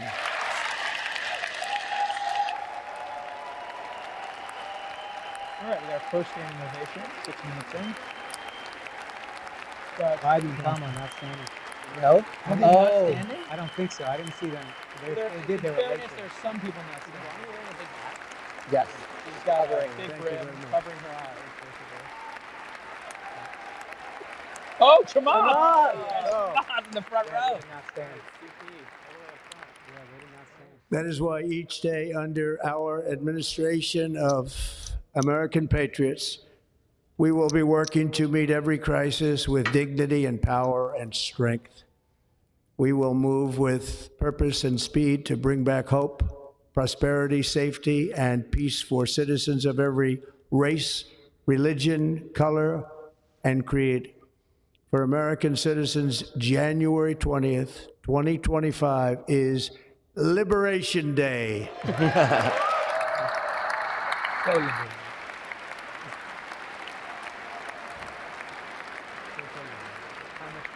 It is my hope that our recent presidential election will be remembered as the greatest and most consequential election in the history of our country. As our victory showed, the entire nation is rapidly unifying behind our agenda with dramatic increases in support from virtually every element of our society, young and old, men and women, African Americans, Hispanic Americans, Asian Americans, urban, suburban, rural, and very importantly, we had a powerful win in all 7 swing states. And the popular vote, we won by millions of people. That's always been a hang-up for him. To the right? black and Sucking in when the Hispanic popular vote- communities, I want to thank you for the tremendous outpouring of love and trust that you have shown me with your vote. We set records, and I will not forget it. I've heard your voices in the campaign, and I look forward to working with you in the years to come. Today is Martin Luther King Day, and his honor, this will be a great honor, but in his honor, we will strive together to make his dream a reality. We will make his dream come true. A little upset. He does the face thing, you can tell He's like testing the yeah, he's working on his set. And there's a lot of people who, when he started to go for Martin Luther King, were like, ooh boy, careful here. This could go either way. The whole roaring. And confidence and pride is soaring like never before. In everything we do, my administration will be inspired by a strong pursuit of excellence and unrelenting success. We will not forget our country. We will not forget our Constitution. And we will not forget our God. Can't do that. Can't do that. Every so often he puts the God part in. Is the right church in his life. That's the right news. How much do we love Today that? I My will favorite was when sign he a series they're like, of what's your favorite part of the Bible? historic It's very executive personal, but all of it. It's my With favorite. these book. actions, After Art we of the will Deal. begin the complete restoration like of asking Zuck America about the bow and and the arrow. Yeah. revolution Yeah. of common Like sense. it's a compound? Which Bible All do you about like? Common sense. You know, the one in the hotel. Yeah. Or First, Absolutely. I will Another declare proud a one. national emergency at our southern border. national emergency. We want action. Yeah. Kathleen is standing. Well, I don't think you'll see Biden. The border was the number of border inflation. 1 and 2. Yeah, they're not standing. We're clapping. All illegal entry will immediately be halted, and we will begin the process of returning millions and millions of criminal aliens back to the places from which they came. We will reinstate my Remain in Mexico policy.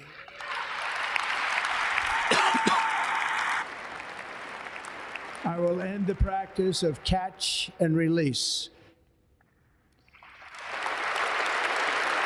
And I will send troops to the southern border to repel the disastrous invasion of our country.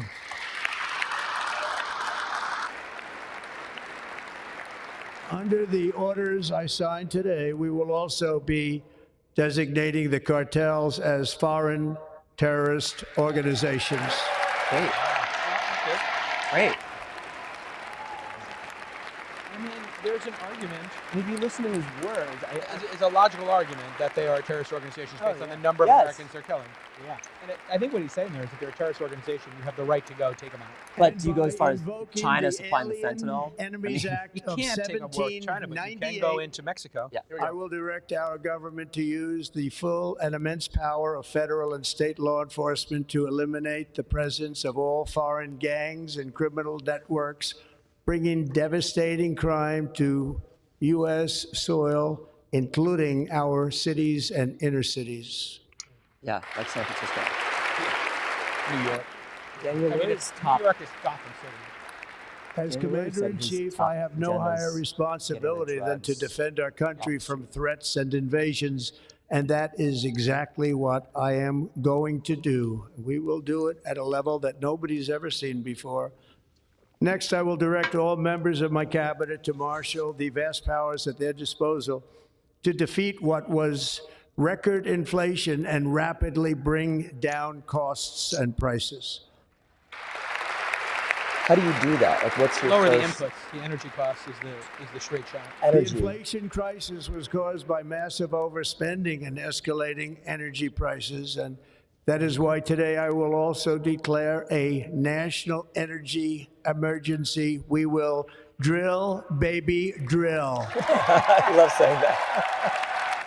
He's worked that one for a while. Yeah. That's like a classic Early go-to. one. He knew this is a line. This will get him to stand. Go, baby, go.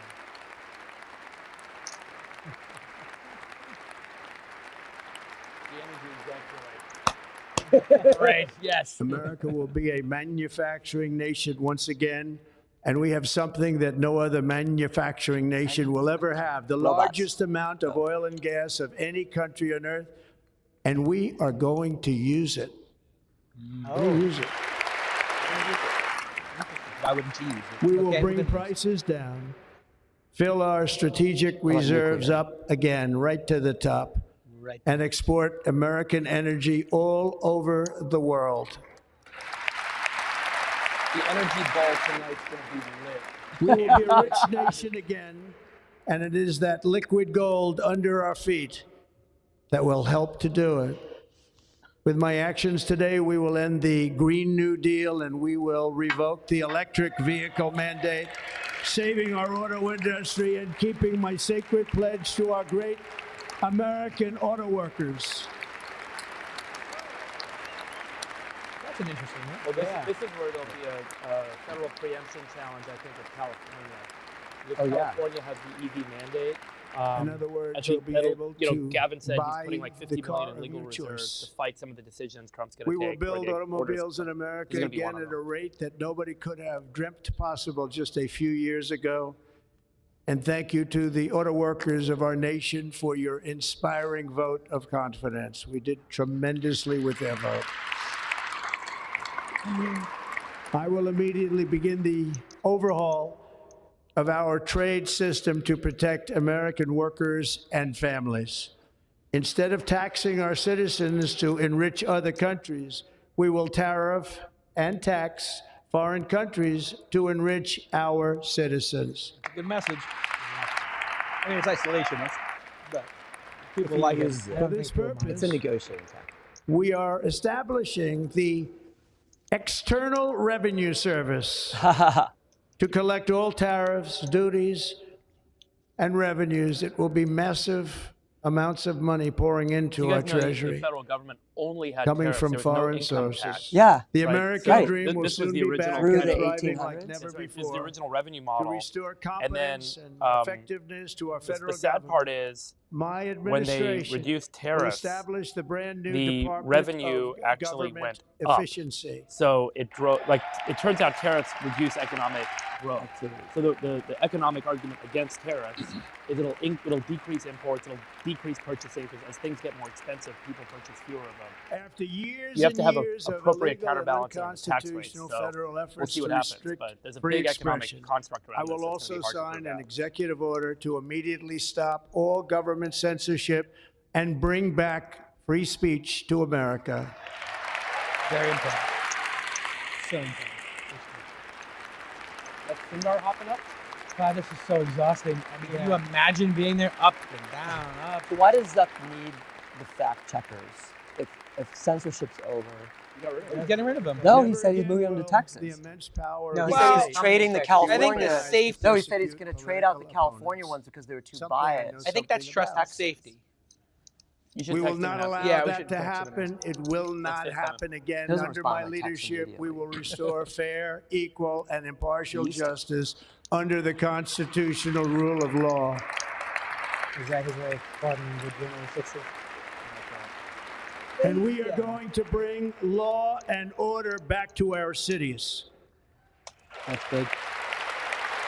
Jason, would you pardon the January 6th? This week, I will also end the government folks who policy beat of up trying cops, to I think socially everybody agrees engineer should, race and gender go to jail. into You every shouldn't be able to beat up aspect of police. And public and private for people life. who did, damage to property, they should compensate they for do? it. And they didn't really put people in jail outside of those two We groups. will forge a So there's this society like that is false colorblind narrative that and like everybody who was there got arrested. It's like I think 1,200 people actually were violent out of, I don't know if it was 50 or 100,000 people who As went of there. today, And it's the people who went inside. It will henceforth You know, be and the beat people up. official What do you policy think? of the Yeah. United States Yeah, government I agree. that there are only And two JD said genders, this. He male said and we're going to do female. the violent criminals. Oh, you hear this? You just made the executive order declaration. There's only two genders, male and female. This is his whole thing about getting that through. That's two gay guys. Policy. Yeah. Like, they're like, good, father, good. There's a lot of blonde women in the front row who really like that. Does that have any legal meaning? Service members who No. were No, It's it's virtue not. signal. No, it's not just virtue signaling. There's actual It's virtue signaling. there's policy. No, it's not. There's policy in the military. There's policy that speaks to Yeah. gender fluidity, gender decision making, and care that's allowed for transgender people. That guy's So- really That guy excited. with the purple suit. Wow. The And I will mustache sign rocking. in I'm not order sure to about these stop mustaches. our warriors from being subjected to radical political theories and social experiments while on duty. It's going to end immediately. This is where there's a lot of training on like transgender, Our armed that sort of stuff in forces the will be military. free That's to the kind of stuff focus they on want to like their get rid of. sole It go- mission, that the EO follows. defeating Yeah, it's a bit of a America's distraction, I think. enemies. I agree. That kind of feels like it's in the identity zone. I mean, like sexual harassment training was probably a really important thing for a period of time in America. Remember, like in the 80s, 90s, 2000s, you had to like explain to people, don't ask somebody on a date at work, because when you first went to work, that was Right. where you found your spouse. Believe me, I started in investment banking. Yes. Like in Creepy. 2017, Yeah. we will So again like that seemed build pretty the necessary, strongest and now we're military kind the of at world like, has Oh, ever my seen. office mate she We will got measure our flowers from success one of the not head only by partners the on the battles first we day of win, work. but also by the wars that we end, But did and you perhaps just read most that the importantly, bias the wars training we has never get increased into. the incidence of claims and of course. Yeah, I guess people are super focused on it. I mean, it's pretty Who's that? straightforward. If somebody misbehaves at work, you fire them. The end. Yeah. You have like a law firm, fire them, and the end. Pretty straightforward. My proudest legacy will be that of a peacemaker and unifier. That's what I want to be, a peacemaker and a unifier. I'm pleased to say that as of yesterday, one day before I assumed office, the hostages in the Middle East are coming back home to their families. It's like Biden and Kamala have no choice but to clap, but they're not standing. Oh, there you go. And they stood. Well, he's like, I took credit for that. I got to stand. Yeah. I mean, I already took credit for that one. So The hostages, that one's on all me. three of them. Yeah, that one's on me. America will reclaim its rightful place Do you as even the know if greatest, those were most powerful, Americans, the most hostages, the respected three? nation on earth, inspiring the awe and admiration of the entire world. A short time from now, we are going to be about 35 changing minutes the in, I think. name We of started the at Gulf 11:55 of now? Mexico to the Gulf of America, and we will restore the name The Gulf. Of America. of a great president, William McKinley, to Mount McKinley, where it should be and where it belongs. We're gonna do it. So important. Yes. What's the controversy then? I'm glad he's not waiting on these. President McKinley made our country very rich through tariffs and through talent. He was a natural businessman and gave Teddy Roosevelt the money for many of the great things he did, including the Panama Canal, which has foolishly been given to the country of Panama after the United States. The United States, I mean, think of this, spent more money than ever spent on a project before and lost 38,000 lives in the building of the Panama Canal. We have been treated very badly from this foolish gift that should have never been made. And Panama's promise to us has been broken. Well, The purpose of our deal and the spirit of our treaty has been totally violated. American ships are being severely overcharged and not treated fairly in any way, shape, or form. And that includes the United States Navy. And above all, China is operating the Panama Canal, and we didn't give it to China. We gave it to Panama, and we're taking it back. wow. Wow. Oh, we're taking it back. Is this a military move? I mean, it's a pretty strong move. This is gonna be part like of it. this is gonna be part of the big deal with China when they do this grand deal. I think it's gonna take a couple months, but it's gonna be a grand deal. I agree. Above all, my at message to Kamala. She looks like Americans she's holding today back is that that it is time for us to smile, once smirk. again act with courage, vigor, and the vitality of history's greatest civilization. So as we liberate our nation, we will lead it to new heights of victory and success. We will not be deterred. Together we will end the chronic disease epidemic and keep our children safe, healthy, and disease-free. The United States will once again consider itself a growing nation, one that increases our wealth, expands our territory, builds our cities, raises our expectations, and carries our flag into new and beautiful horizons. And we will pursue our manifest destiny into the stars, launching American astronauts to plant the stars and stripes on the planet Mars. Sounds silly, but it's cool. That's great. Yeah. Yeah. It's a great declaration. Right? When do you think that'll actually happen? I mean, Elon, there's a window in 2 years. Look at Elon freaking out. He loves that. Elon's It's like the Lutnick. Barron's like, good, father, good. He's like calculating. It looks like he's calculating. Yes, he's like, good, father. Is the lifeblood We of have a a great window in 18 nation. months, father. And Is right that right? now, Oh, our 'cause the nation way the is orbits more work? Yeah. Really? ambitious It's like about 2 years. than any I think other. they have There's a, no Elon nation thinks in like 2 years. our nation. And it's technically Americans are explorers, builders, solved. innovators, entrepreneurs, Cool. and pioneers. Or will he? Gotta get these The starships. spirit of the frontier is written Built. into our hearts. They're gonna get 'em The built. call of the next great adventure resounds from within our souls. Our American ancestors turned a small group of colonies on the edge of a vast continent into a mighty republic of the most extraordinary citizens on earth. No one comes close.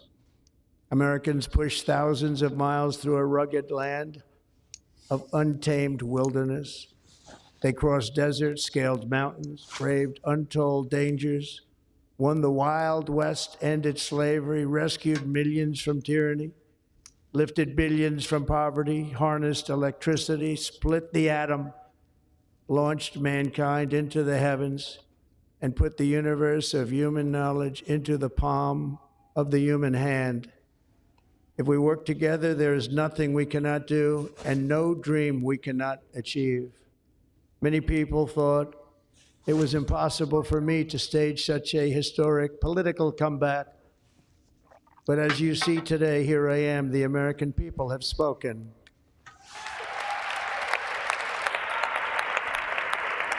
He just seems a little bored when he's reading the comment. Yeah. Like a tamed animal. Yeah. It's 40 minutes into this and it's... Yeah.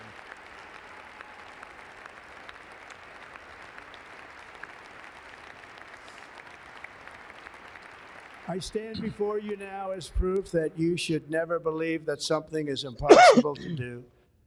In America, the impossible is what we do best.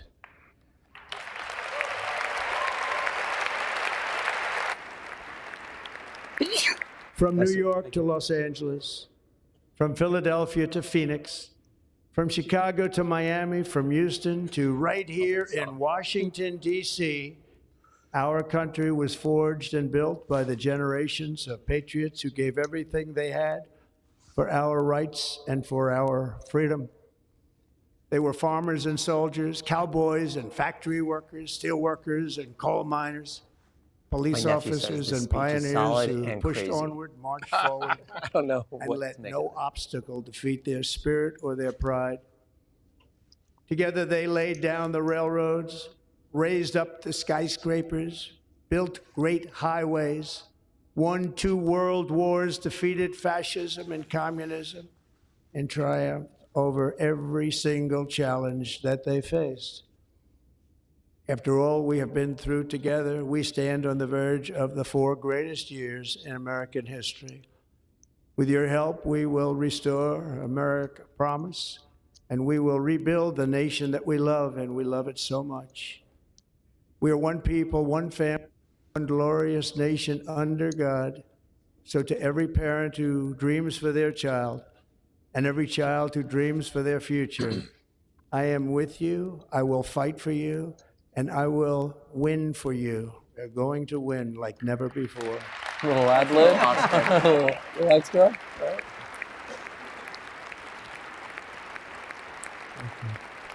Thank Gonna win like never before.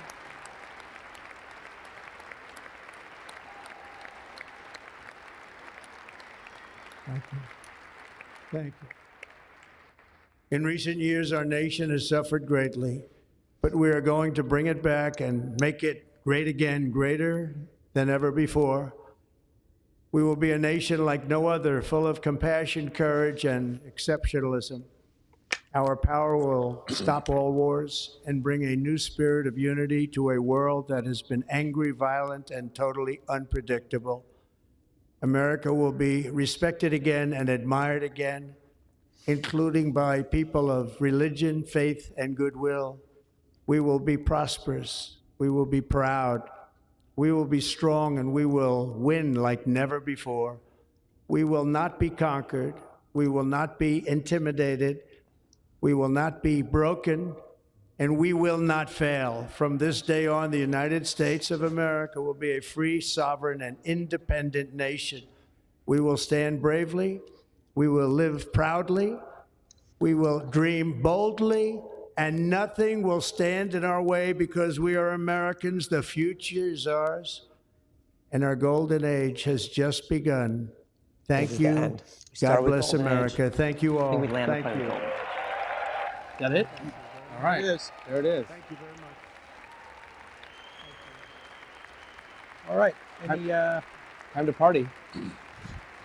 well, supposedly there's a presidential signing desk at the arena. So I guess I think he's going to the arena and doing like a rally or something. At this arena where they're going to do a rally. I think he's All the executive orders? going to sign them in like a public way to get people hyped. So he's going to the Capital One Arena? Is that Yeah. what they said? Yeah. I see. Where are you guys going tonight? More parties? I'm going to the Ag Ball. Wow. Of course. Of course. My two biggest nightmares. Yeah, we're Ag Crypto ball? ball and ag ball. Can you Wow. film it? you guys. I mean, you can imagine. Okay, I'm You're going gonna to be the the Ag Ball. coolest person there. It's here actually. It's gonna be fun. At the grandest Hyatt. It's gonna be great. The grandest of Hyatts. Yeah. Oh, too sorry. late. Well, Late. I want to Good thing say, you got security. One at the Jason, I think we'll do. 7,000. Because I know people are going to drop off. So I just want to, again, the set cost a lot. Coming to DC cost a lot. We did a whole build out. So thanks to Be him. unrepentant. Just chill for these guys. Go. So thank you to Hims and Hers for that. And launching GLP-1s on Hims. Check out Hims.com. Which you're going to take. You're going to take them. Hims.com/all-in. And AirCall. You can check out aircall.io/all-in to get 3 months free. And to Abra, check out all-in. Use the code all-in to get 3 months of free at Abra. So allin.com Free fees when you buy. Free /Abra-private. Reactions on anything surprising? No, I mean, he's incredibly boring when he reads from a teleprompter. Yes. Like, it's like, imagine giving Dave Chappelle a teleprompter. It would be like that's the true. worst possible medium for him. But I just wish they had put You wanna let fixed him run. camera on Biden and Kamala. Yes. I was I so know. interested in seeing their reaction when he was just absolutely clubbing them Yeah. with their performance over the last 4 years, which was mixed, certainly, but we do have the lowest unemployment of our lifetime. They did have a record stock market, and the border was challenged, but I think we'll probably look back at Biden. Printed a bit of money. Yeah, They everything spent the everything same inflates amount, when you print that much essentially. money. Yeah, they 500 billion spent in the the same last amount. They 8 spent weeks. essentially the same as Trump did in his term. I guarantee you, Trump's going to spend a similar amount. I think this machine is too hard to wrangle. I mean, I'm hoping Kicking they the do. can. It's just really hard. I think you were talking about that, Freeberg, how hard it is to get people to think collectively and think for the collective good. Yeah. It's going to be really. So you're skeptical on DOGE. No, I think DOGE is going to reduce the size of certain things, but unless you were to do Social Security and do the military, those two things, I think, are the bulk of our budget. And so you really have to take those away in a significant way, and that's just untenable for folks. Right? Social Security and what else? Military. Oh, yeah. It's just Medicare. and Medicare. So yeah, the entitlement programs are the big reform that's coming down the pipe. And in all my conversations in DC this weekend, when I've brought this up with every politician, everyone seems to have the same kind of resonant point, which is it's going to happen when it needs to happen. Right. Which Right. is how it happens in companies too. Yeah, it's like I mean, not we're all gonna. companies, right? Social Security is this thing that everyone knows is structurally bankrupt. It's a function of time. So when I am able to minimize the political effect because it's too late to not do anything about it, that's when I will do something about The it. super annotation funds in Australia work like a charm. The what? Super annotation funds, I think is what they call them. They call them supers casually. Basically, instead of having Social Security and paying into that and the government running it, you're forced to use, I think, one of 4 or 5 vendors. You put a certain percentage of your salary every year into it. I don't know if it's 12% or I think it's on a scale.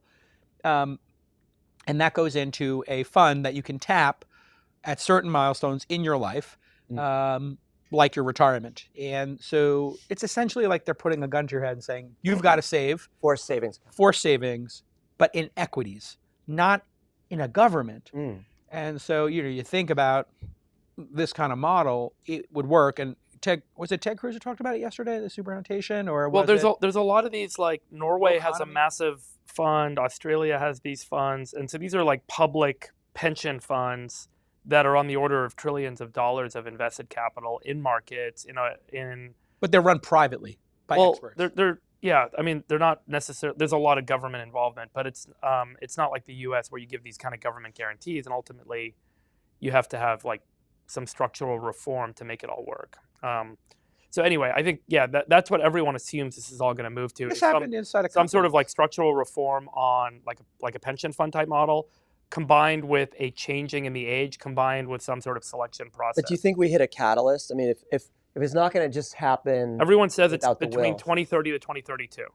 So what is it that happens? The politicians. So there's the payment amounts start to outstrip the capital that's available, and so that's when everything kind of, okay, well, where's this all going to come from? Now we have to print trillions of dollars, and ultimately those dollars you're getting are worth less, and so on. So there's a lot of different economic models, but the general kind of politician point of view is like 2030, 2032 is when Social Security is going to break.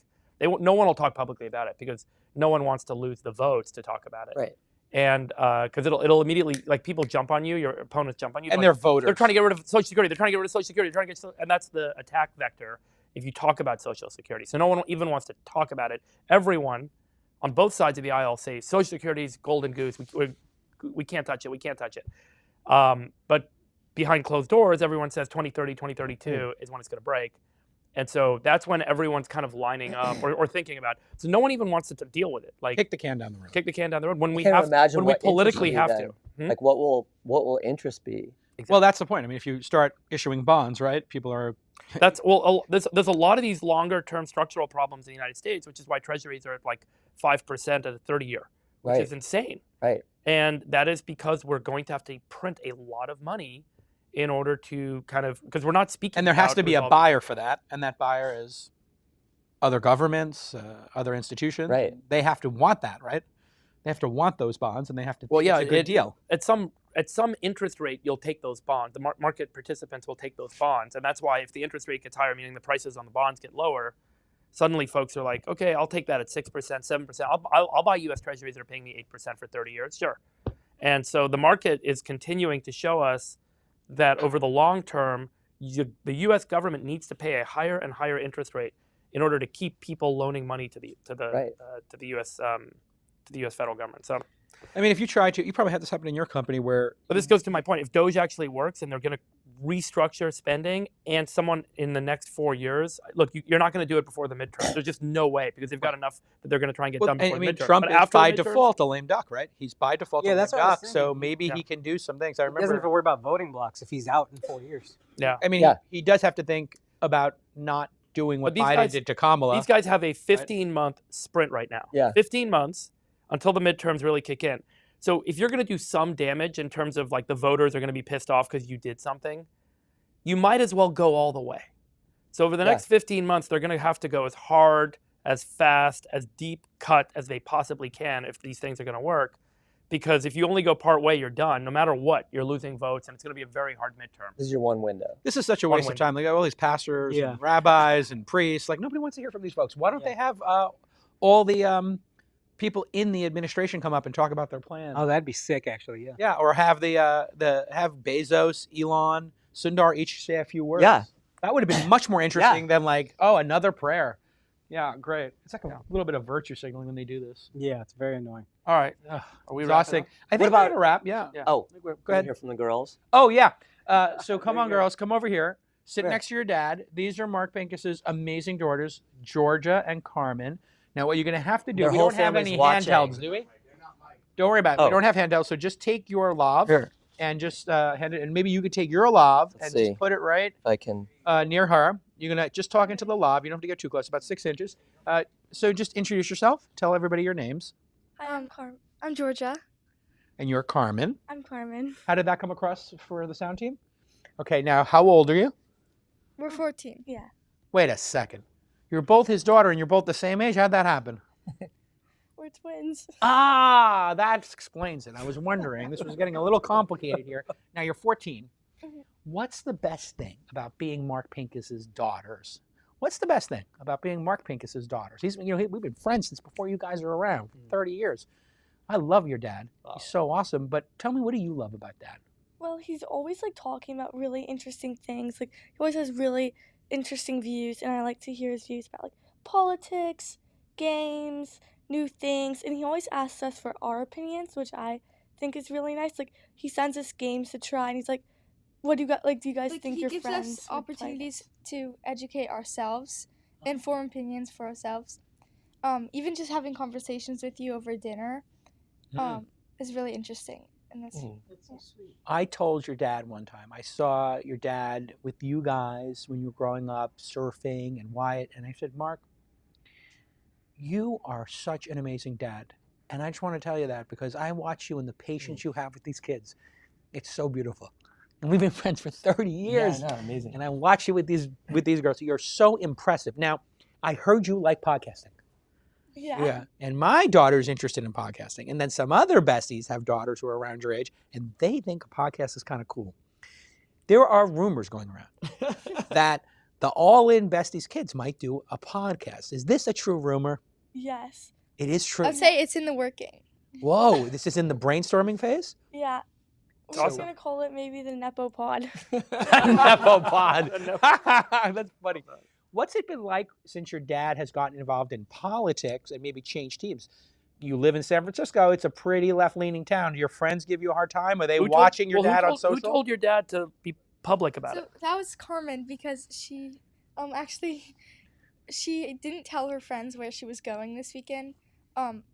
She not even just didn't tell, she also had to lie about it.